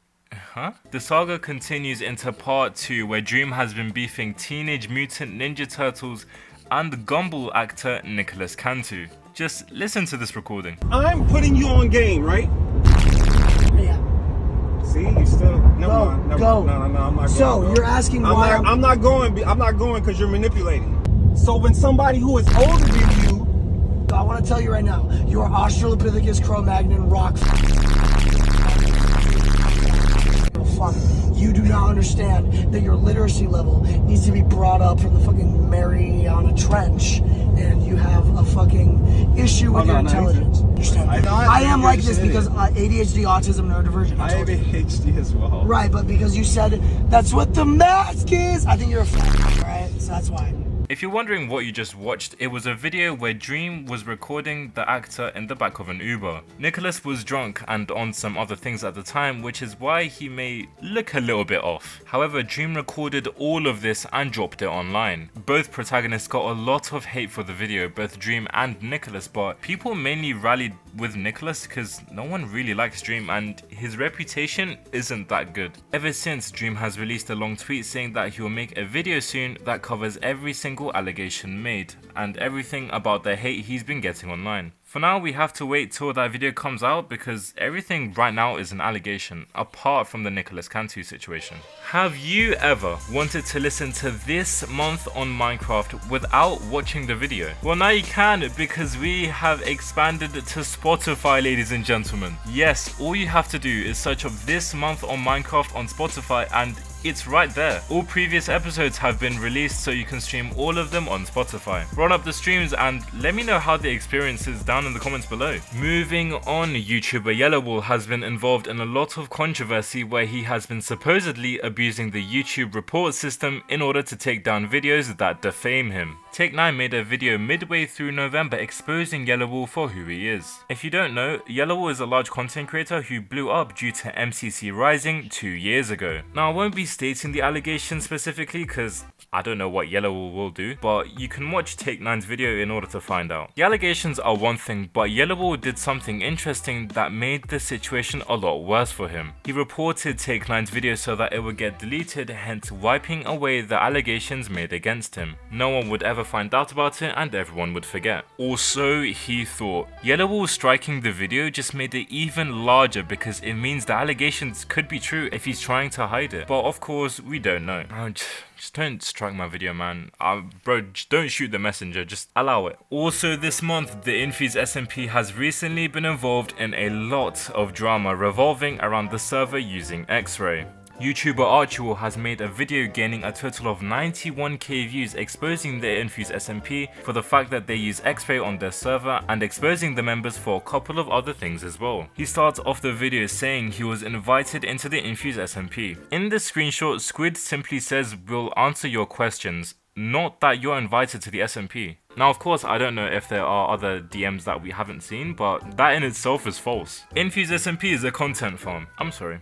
Is that not what all YouTuber SMPs are? Brother, people need views to make money because they have jobs. Ask any SMP, they're all content farms. Now in all fairness, he does make one good point saying that the Infuse SMP don't mention that they use X-Ray in any of their videos. If it matters to the viewers, then sure they should mention it, but I personally don't see a point to it, but that's up for speculation of course. He then goes on to say all SMP content is garbage because SMPs are only there for people to grow. This goes back to what I said. People have jobs to make money. They don't care if the content is good or bad. Whatever the content is to make them money, that's what they care about. It's like, broski, we got bills to pay, fam. And next he talks about Shark Hills, which is where we have to break from the main storyline for a second. The drama revolving around Shark Hills is that he had someone's IP 3 years ago and Take9 exposed them because he doxed someone, when realistically it was a young boy messing around, but that's pretty much what it is. But the thing is, Shark Hills never actually responded to the drama until Take9 made a video on it. Notice how Archewell conveniently covers the person who posted this video, because it is Take9's video and Shark Hills does actually respond to the doxing,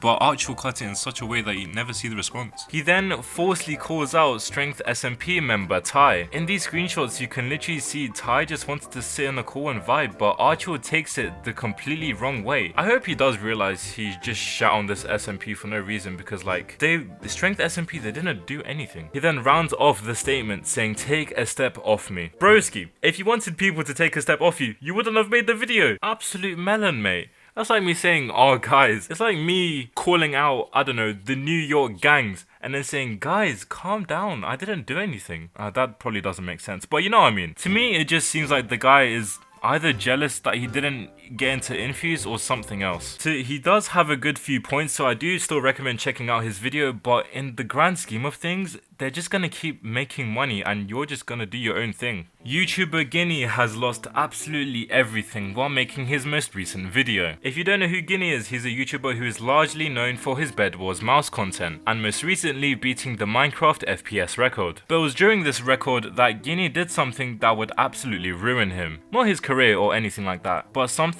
that would ruin his PC. While trying to install the mod that would help him reach the record, he would have to completely delete one of his drives. And of course he had a drive prepared for that, you know, that he could easily delete to install the maximum FPS mod. But he did something that would change everything. He accidentally selected the drive which had 3 years of university work, all of his YouTube work, and all of his life's work. The video eventually came out anyway, but it means any projects that he had prepared coming up have now gone to waste because the files simply don't exist anymore. Only Squid and Flame Frags have been involved in a lot of drama this month regarding a texture pack for $50. The drama started all the way back in July, where Squid made a texture pack that he was going to sell to another content creator, Charlie4K, for $50. Now the price of the texture pack is already what's ridiculous to me. I mean, personally, of course it's up to you, but I would never. The price of it is only one part of the drama, the other part is where the actual texture comes from. The texture pack was taken from Terraria and mixed with some other colors in order to make it unique and 3D, which makes it compatible for Minecraft. The issue is though, people are complaining and saying that Squid is unnecessarily charging people so high a price and people are calling it stolen. The situation gets even more out of hand when the owner of the texture, John, comes out and says that the texture is actually his. He created the texture and he backs it up with the date created and everything. Squid does apologize and say that he was trying to find the initial owner. Either way though, he did steal the texture pack and profited off it, and there's no other way looking at it, you know? Then again, charging 50 is crazy. Dream has finally released the video which covers every single allegation, every single argument, and every single piece of drama. Now before we get into the nitty gritty of this video, I personally think Dream has covered every allegation, you know, as good as he can, but he takes an awful amount of time getting to the point. Starting off, Dream talks about the famous picture that was leaked a few years back where it's a boy in his school shirt. Dream denied it for so long and the internet followed suit. However, this picture is actually Dream. It was him a few years back and he has lost a lot of weight, which, I mean, fair play to him, like, that amount of weight loss is crazy. But yes, that picture was actually Dream. Moving on, he then talks about the Manatreed allegations. Dream gave Manatreed a platform because we now know that they were best friends since childhood. Dream came up with a name and created all the accounts. When the allegations were released, Dream removed him from the SMP and deleted all accounts related to Manatreed. As for Dream, at no point was he aware that he was housing an abuse. According to Dream, Manatreed wasn't an abuse anyway. It was a fight between Manatreed and somewhere else where his girlfriend got in between. After, he then talks about the Snapchat thirst trap allegations made by Moist Critical last month. He goes through them saying that he was making money by posting silly stuff and at no point was there an actual thirst trap of himself on Snapchat. And he proves this by cycling through his Snapchats which he has posted. He also says that he hasn't accessed and neither does access his public Snapchat account and that instead he has a manager to do so. Dream finally moves on to the pedophilia allegations 25 minutes into the video. And the first one is about Anastasia. After Dream's face reveal, she said that Dream is scared that I wouldn't reveal his face first and that Dream actually revealed his face to her a couple years ago. Dream revealed his face to Anastasia when, according to her, she was a minor. Dream quickly disproves this as any messages that they had were only friendly ones. The public also shamed Anastasia as there were a lot of holes in her story, thus it got shut down really quickly. The second allegation is about Amanda, which Dream goes into great detail about. The first message Amanda sent Dream was a thank you for saving my life, in which Dream responds thank you and glad to make you smile. Dream then says he has posted a transcript from every message shared between him and Amanda and that there's proof that Amanda has deleted messages in between. Now we don't know what the deleted messages are, but there is proof that they have been. He then goes back and forth with Amanda showing how their messages got more and more dry over time. Dream was not giving any attention and thought Amanda would just move on. Later on, when Dream started music, he was sharing a few snippets with his friends before it came out, and he wanted to share a snippet with Amanda, thus moving the conversation from Instagram to Snapchat. The actual allegations were that when Amanda added Dream, they started where at the time Amanda was 17 and would turn 18 a month later, and that the stopped a week before her 18th. The proof she has to support this is Dream giving her a compliment after she's 18. To make things even crazier, she was seen defending Dream after he got a lot of backlash for his face reveal. As Jamie said, you're an absolute donut, bruv. You're so stupid. Imagine me saying to my ops, hey, square up G, and then a day later I just invite them for tea and crumpets at my house. Like, it makes no sense. Either way, this is where the Amanda story ends. The third allegation is of course the moaning videos that were released a month ago, where the allegations were that he groomed someone called Jamie. He says that the allegations are not true and that he wouldn't interact with someone underage, and that when shown proof he was never confronted about this even though Discord DMs say that he was. The history behind Dream and Jamie is that they met each other all the way back when Dream posted his first YouTube video. The burner account states that Jamie has left the internet even though she was tweeting all the way through 2022. Dream shows a lot more evidence and concludes that the person who is behind Burner 22 is simply there to end Dream's career. I'll leave the story here because the rest of the chapters, they're not that important and you can go have a look at it yourself. Moving on, Skeppy has recently released a video called Technoblade Never Dies. In the video, he outlined all of his best experiences with Technoblade in the time that they were friends. Mentions a lot of stuff such as their favorite video together, the best joke they made together, and the first time they ever met and started talking. He also said the exact moment that he was informed about Techno's passing. Dream was the first to inform him, and there were many in the community that also helped out. I highly recommend checking out the video because it's nice to see and it's just a really good experience.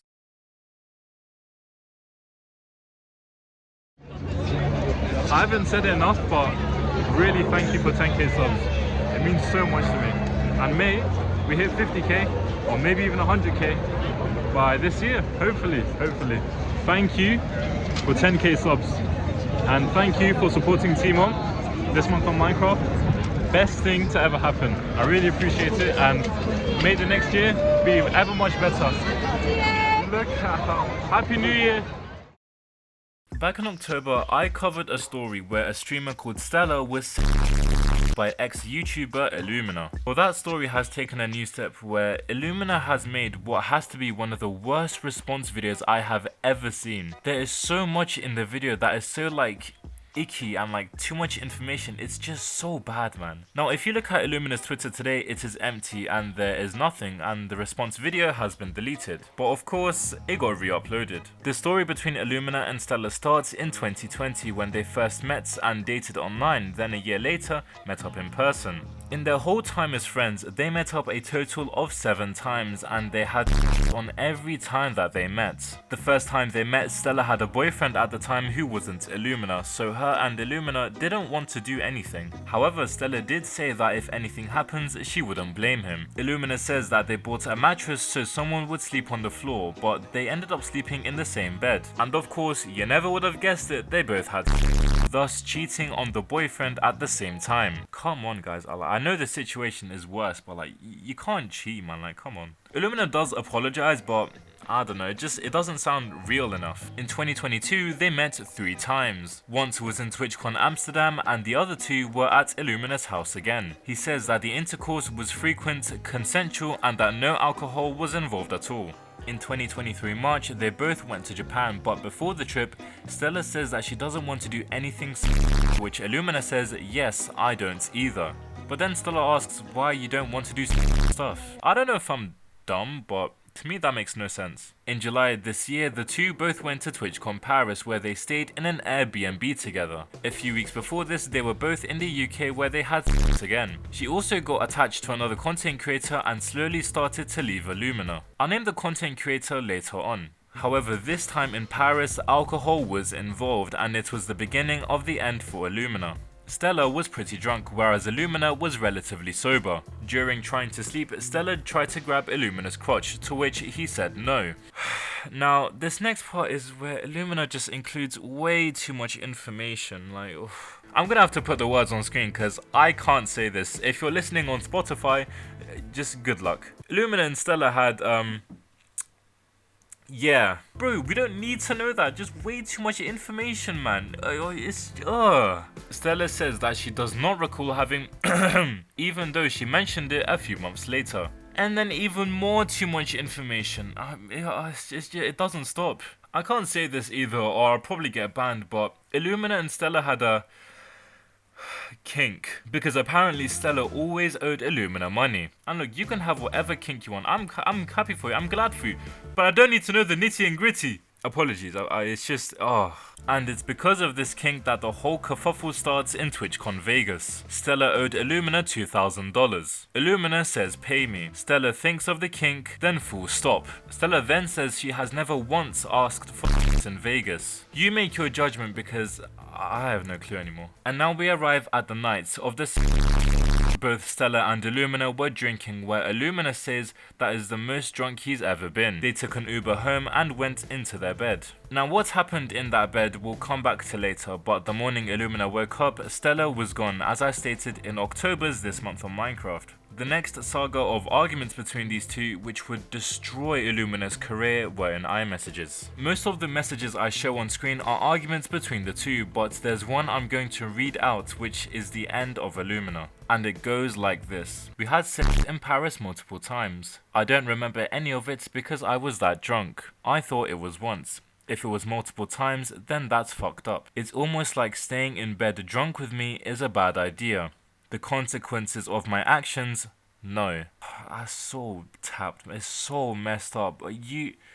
Oh my god. How can a man say it's bad to be in bed drunk with me? Astaghfirullah, bro. Oh my gosh. You can watch the rest of the video in the link in the description because the second half of the video isn't really that related to what happened. So, what did Stella respond with? Well, in the video, Illumina said that a big problem between these two was not setting clear boundaries, to which Stella clapped back with screenshots clearly proving Illumina wrong. I'll leave the link to these in the description as well. Since then, Illumina said that he will be permanently deleting his channel and not returning to the content creation space forever. But before we continue, make sure to stream This Month on Minecraft on Spotify. The uncensored version of every This Month on Minecraft will be posted there. So run up the streams and let me know how it is. Oh, you thought I was done? No.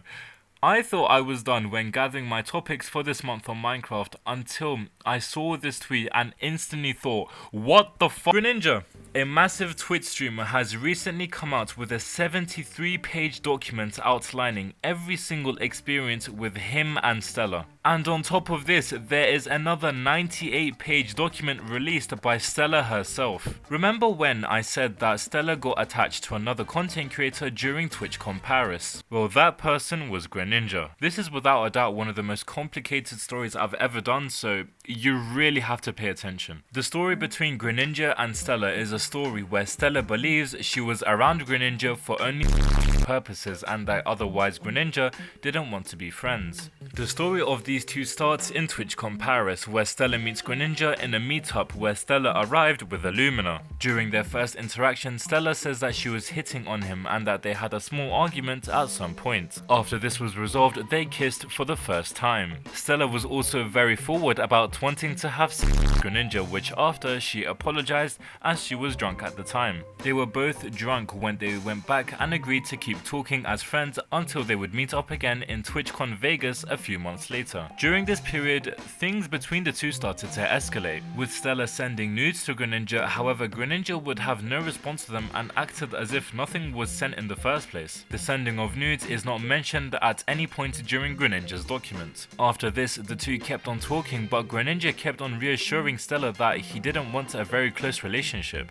This gave off the impression that Stella was only around for purposes. But there's another part of Greninja which he opens up about in his document. He says that ever since he was young, he always felt disconnected from the world. He never truly understood love until recently. He also states that he is very sociopathic and doesn't understand the world and life in general like other people do. It is now September, a month before TwitchCon Vegas, and this message was leaked. He says that I have a girl coming over who wants to fuck. Tamdio says, who plans that a month in advance? Greninja then says, this girl has been bugging me for it all month long. And of course Greninja is talking about Stella. Keep in mind, they were good friends at this point and everything is going good, so for him to say Stella is a girl who's been bugging about him about sex, it's kind of, oh man, it's just weird, man. So now we arrive at TwitchCon Vegas. The event has not officially started, but the dates in which all of the events took place are from the 16th to the 24th of October. The time frame in which both Stella and Greninja are in Vegas. The pair arrived in Vegas on the evening of the 15th of October, and this is where too much information is shared yet again. After meeting up, they both went to get protection, and you can imagine what happened. But alas, it failed because of way too much information again. You just go read it in the document at this point. The next morning on the 16th, they tried again, but it didn't work. So instead, they started talking about ways to get each other aroused. The list goes on and on and on, but at this point I have to put a trigger warning because stuff is going to get very, very weird. Greninja proceeds to say that something that gets him aroused is According to Stella's document, Greninja didn't mean to say this after seeing Stella's shock reaction, but then proceeds to say that he has worse kinks that he will never tell anyone. Stella then mentioned pedophilia is worse, to which Greninja responded, "I don't get why people do it. Kids don't have boobs." Which is so weird to say. It's so weird. Ugh. Get out, man. Oh my god. He then proceeds to say that he doesn't care if he hurts people and that being manipulative is fun and that one day he might snap and something bad will happen. Get him on a list. I want an FBI surveillance on this man. Not 24/7 but 25/8. Get him on a list. He also said that Stella stood out to Greninja because of her large chest, and that he probably wouldn't have talked to her if that wasn't the case. Get this man gone, man. Oh my flipping hell. So then, after all this, they went to Target and Greninja says that it was the happiest he ever saw Stella. However, they had to leave because Greninja had an online test. On the walk back, he says one of the most insane things ever. He says that he only reveals stuff that sounds murderous or insane to Stella. This is because if he ever says something too out of hand, he can get people on his side because he will use Stella's bipolar disease against her and say that she is insane. Bro, using someone's disability against them is so mental. It's so tapped. Stella posted proof of Greninja saying this in Discord DMs. On the night of the 16th, Stella went to stay at Illumina's. The following evening was the day that everything hit the fan. It was the night that the happened. Stella was already drunk at this point and the group decided to go on a roller coaster in which Greninja lost his house keys. This put Greninja under massive amounts of stress, meaning he wouldn't talk to many people for most of the nights, including Stella. They eventually got in, got more drunk, and everyone went home. Most importantly, Stella went back to the hotel with Illumina. And then the happened. Shortly after, Stella left the premises very quickly and got an Uber to Greninja's house. At this point, it is 5 AM in the morning and Stella had just arrived outside the house. When she arrived, she was banging on the door for 20 minutes begging for anyone to answer, but nothing happened because everyone was asleep.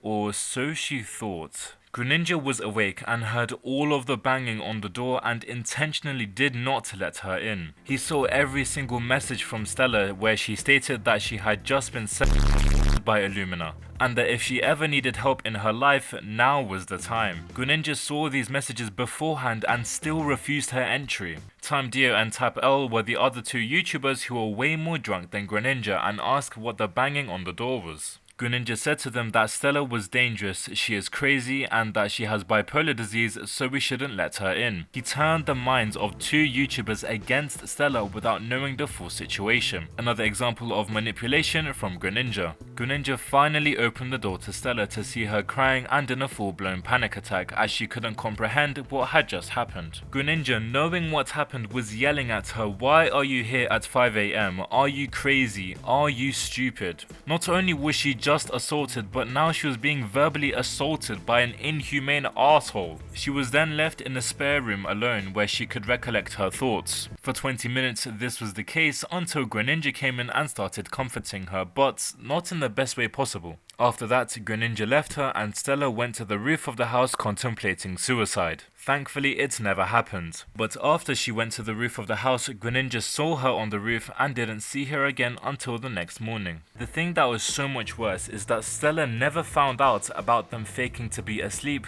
until the 19th of December, a whole 2 months later. This is where the main story ends. Everything that comes after is more and more instances of Greninja just being a dickhead. If you wish to check out the story from both sides, I will leave both links down in the description below. After so long, Hermitcraft Season 9 has finally come to an end in what is one of the best ends to a server ever. Everyone had their each individual ending within their own video, so nothing massive blew up or anything like that. Grian ended his video with a compilation of the best moments from every single episode. Mumbo Jumbo ended his video saying he apologized for not being very active this season, but still appreciated everyone's support for the server. Many other YouTubers on Hermitcraft also made their final videos, and we can expect to see a season 10 announcement very soon. After almost a year of ending his first hardcore world, Sandiction has finally returned his hardcore series, with the first episode being over an hour long. People are wondering as to why it took him 10 months to make the first video, but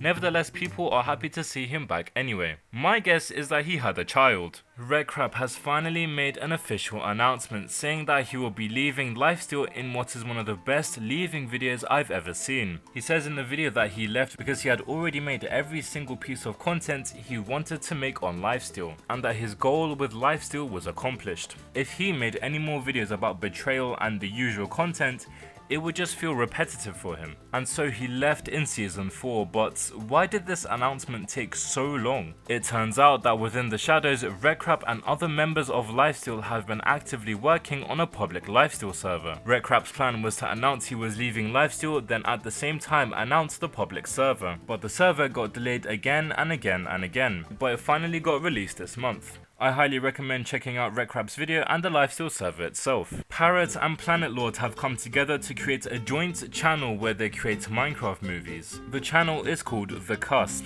and a few weeks ago the pair released their first Minecraft movie, titled The Search for the Lost Totem. I highly recommend watching it, but as far as I've seen, neither Planet Lord or Parrot have said anything about this channel publicly, even after people discovering it and the video getting over 20k views. The armadillo has finally been released into Minecraft in a preview, and my god, it is bad. A lot of YouTubers have made videos about the preview, so you can check theirs out for more detail, but here's my opinion. The armadillo does nothing. You have an armadillo. You can breed them to make baby armadillos. How cool! Armadillos drop scoots when brushed. And apparently this is infinite, you could just do this for however long you want. What do the scoots do, you may ask? Well, you can use them to make wolf armor. The wolf armor gives the same protection points as diamond horse armor, but the horse is way stronger than the wolf, so they could have at least made the armor stronger. It can't survive a creeper explosion, and most importantly, the armadillo itself is ugly. I'm sorry, yeah, but this thing is so clapped, I have no idea where to begin. Voting the armadillo is 100% a mistake. It should have been the penguin. Sharkills has come out and apologized for doxing, but the issue is he apologized in the most confusing way possible. As you may know, last month Sharkills was involved in some drama where he was seen doxing someone when he was 13 years old, and this is his public apology. But in the statement he never actually mentions what he's apologizing to, and when you look at the tweet he quoted, it was something completely different when his account got hacked, causing him to deactivate it for a bit. After he recovered his main account, he made an apology. The apology, I think itself is good and pretty much covers everything, but what he was apologizing for is not mentioned anywhere, which I just find a bit odd. And finally, on this month on Minecraft, McClutch has recently made a video outlining his experience with Lifesteal, why he left and all of the mental struggles in between. I highly recommend checking out the full video, but this is how it roughly went. He starts off by saying quickly into joining the SMP, he struggled with video ideas and couldn't produce content that well due to a lack of video ideas. He was also left out in a lot of events and massive things that were happening on the server at the time. This is one of the main reasons as to why he left Lifesteal, because he was just left out. He also says that people didn't respect him because he was seen as the Lifesteal class clown. Everyone would pick on him because he had more respect for the Lifesteal members than himself. As a result of this, he took a 6-month break, improving his mental and physical health. After this, he realized he wasn't fit for the Lifesteal SMP, as when he tried to defend himself from getting picked on, people would take him seriously, and eventually this led to him getting cancelled by princezam. If you want to know this full situation, you can watch it on This Month on Minecraft a couple months ago. The video then finishes off with him saying no one in the Minecraft can think for themselves, and that they all make their own opinion based off everyone else and their favourite content creators. He backs this up by using the recent dream situation. Now, it's been mere hours since the video has been released, and I have to put out this video, so if princezam does respond in any way to the situation, I'll update you next month. People are also saying McClutch's video is valid, but it has a single flaw. It was edited by Take 9. That's it for this month on Minecraft. Thank you for all the support, and I will see you next year.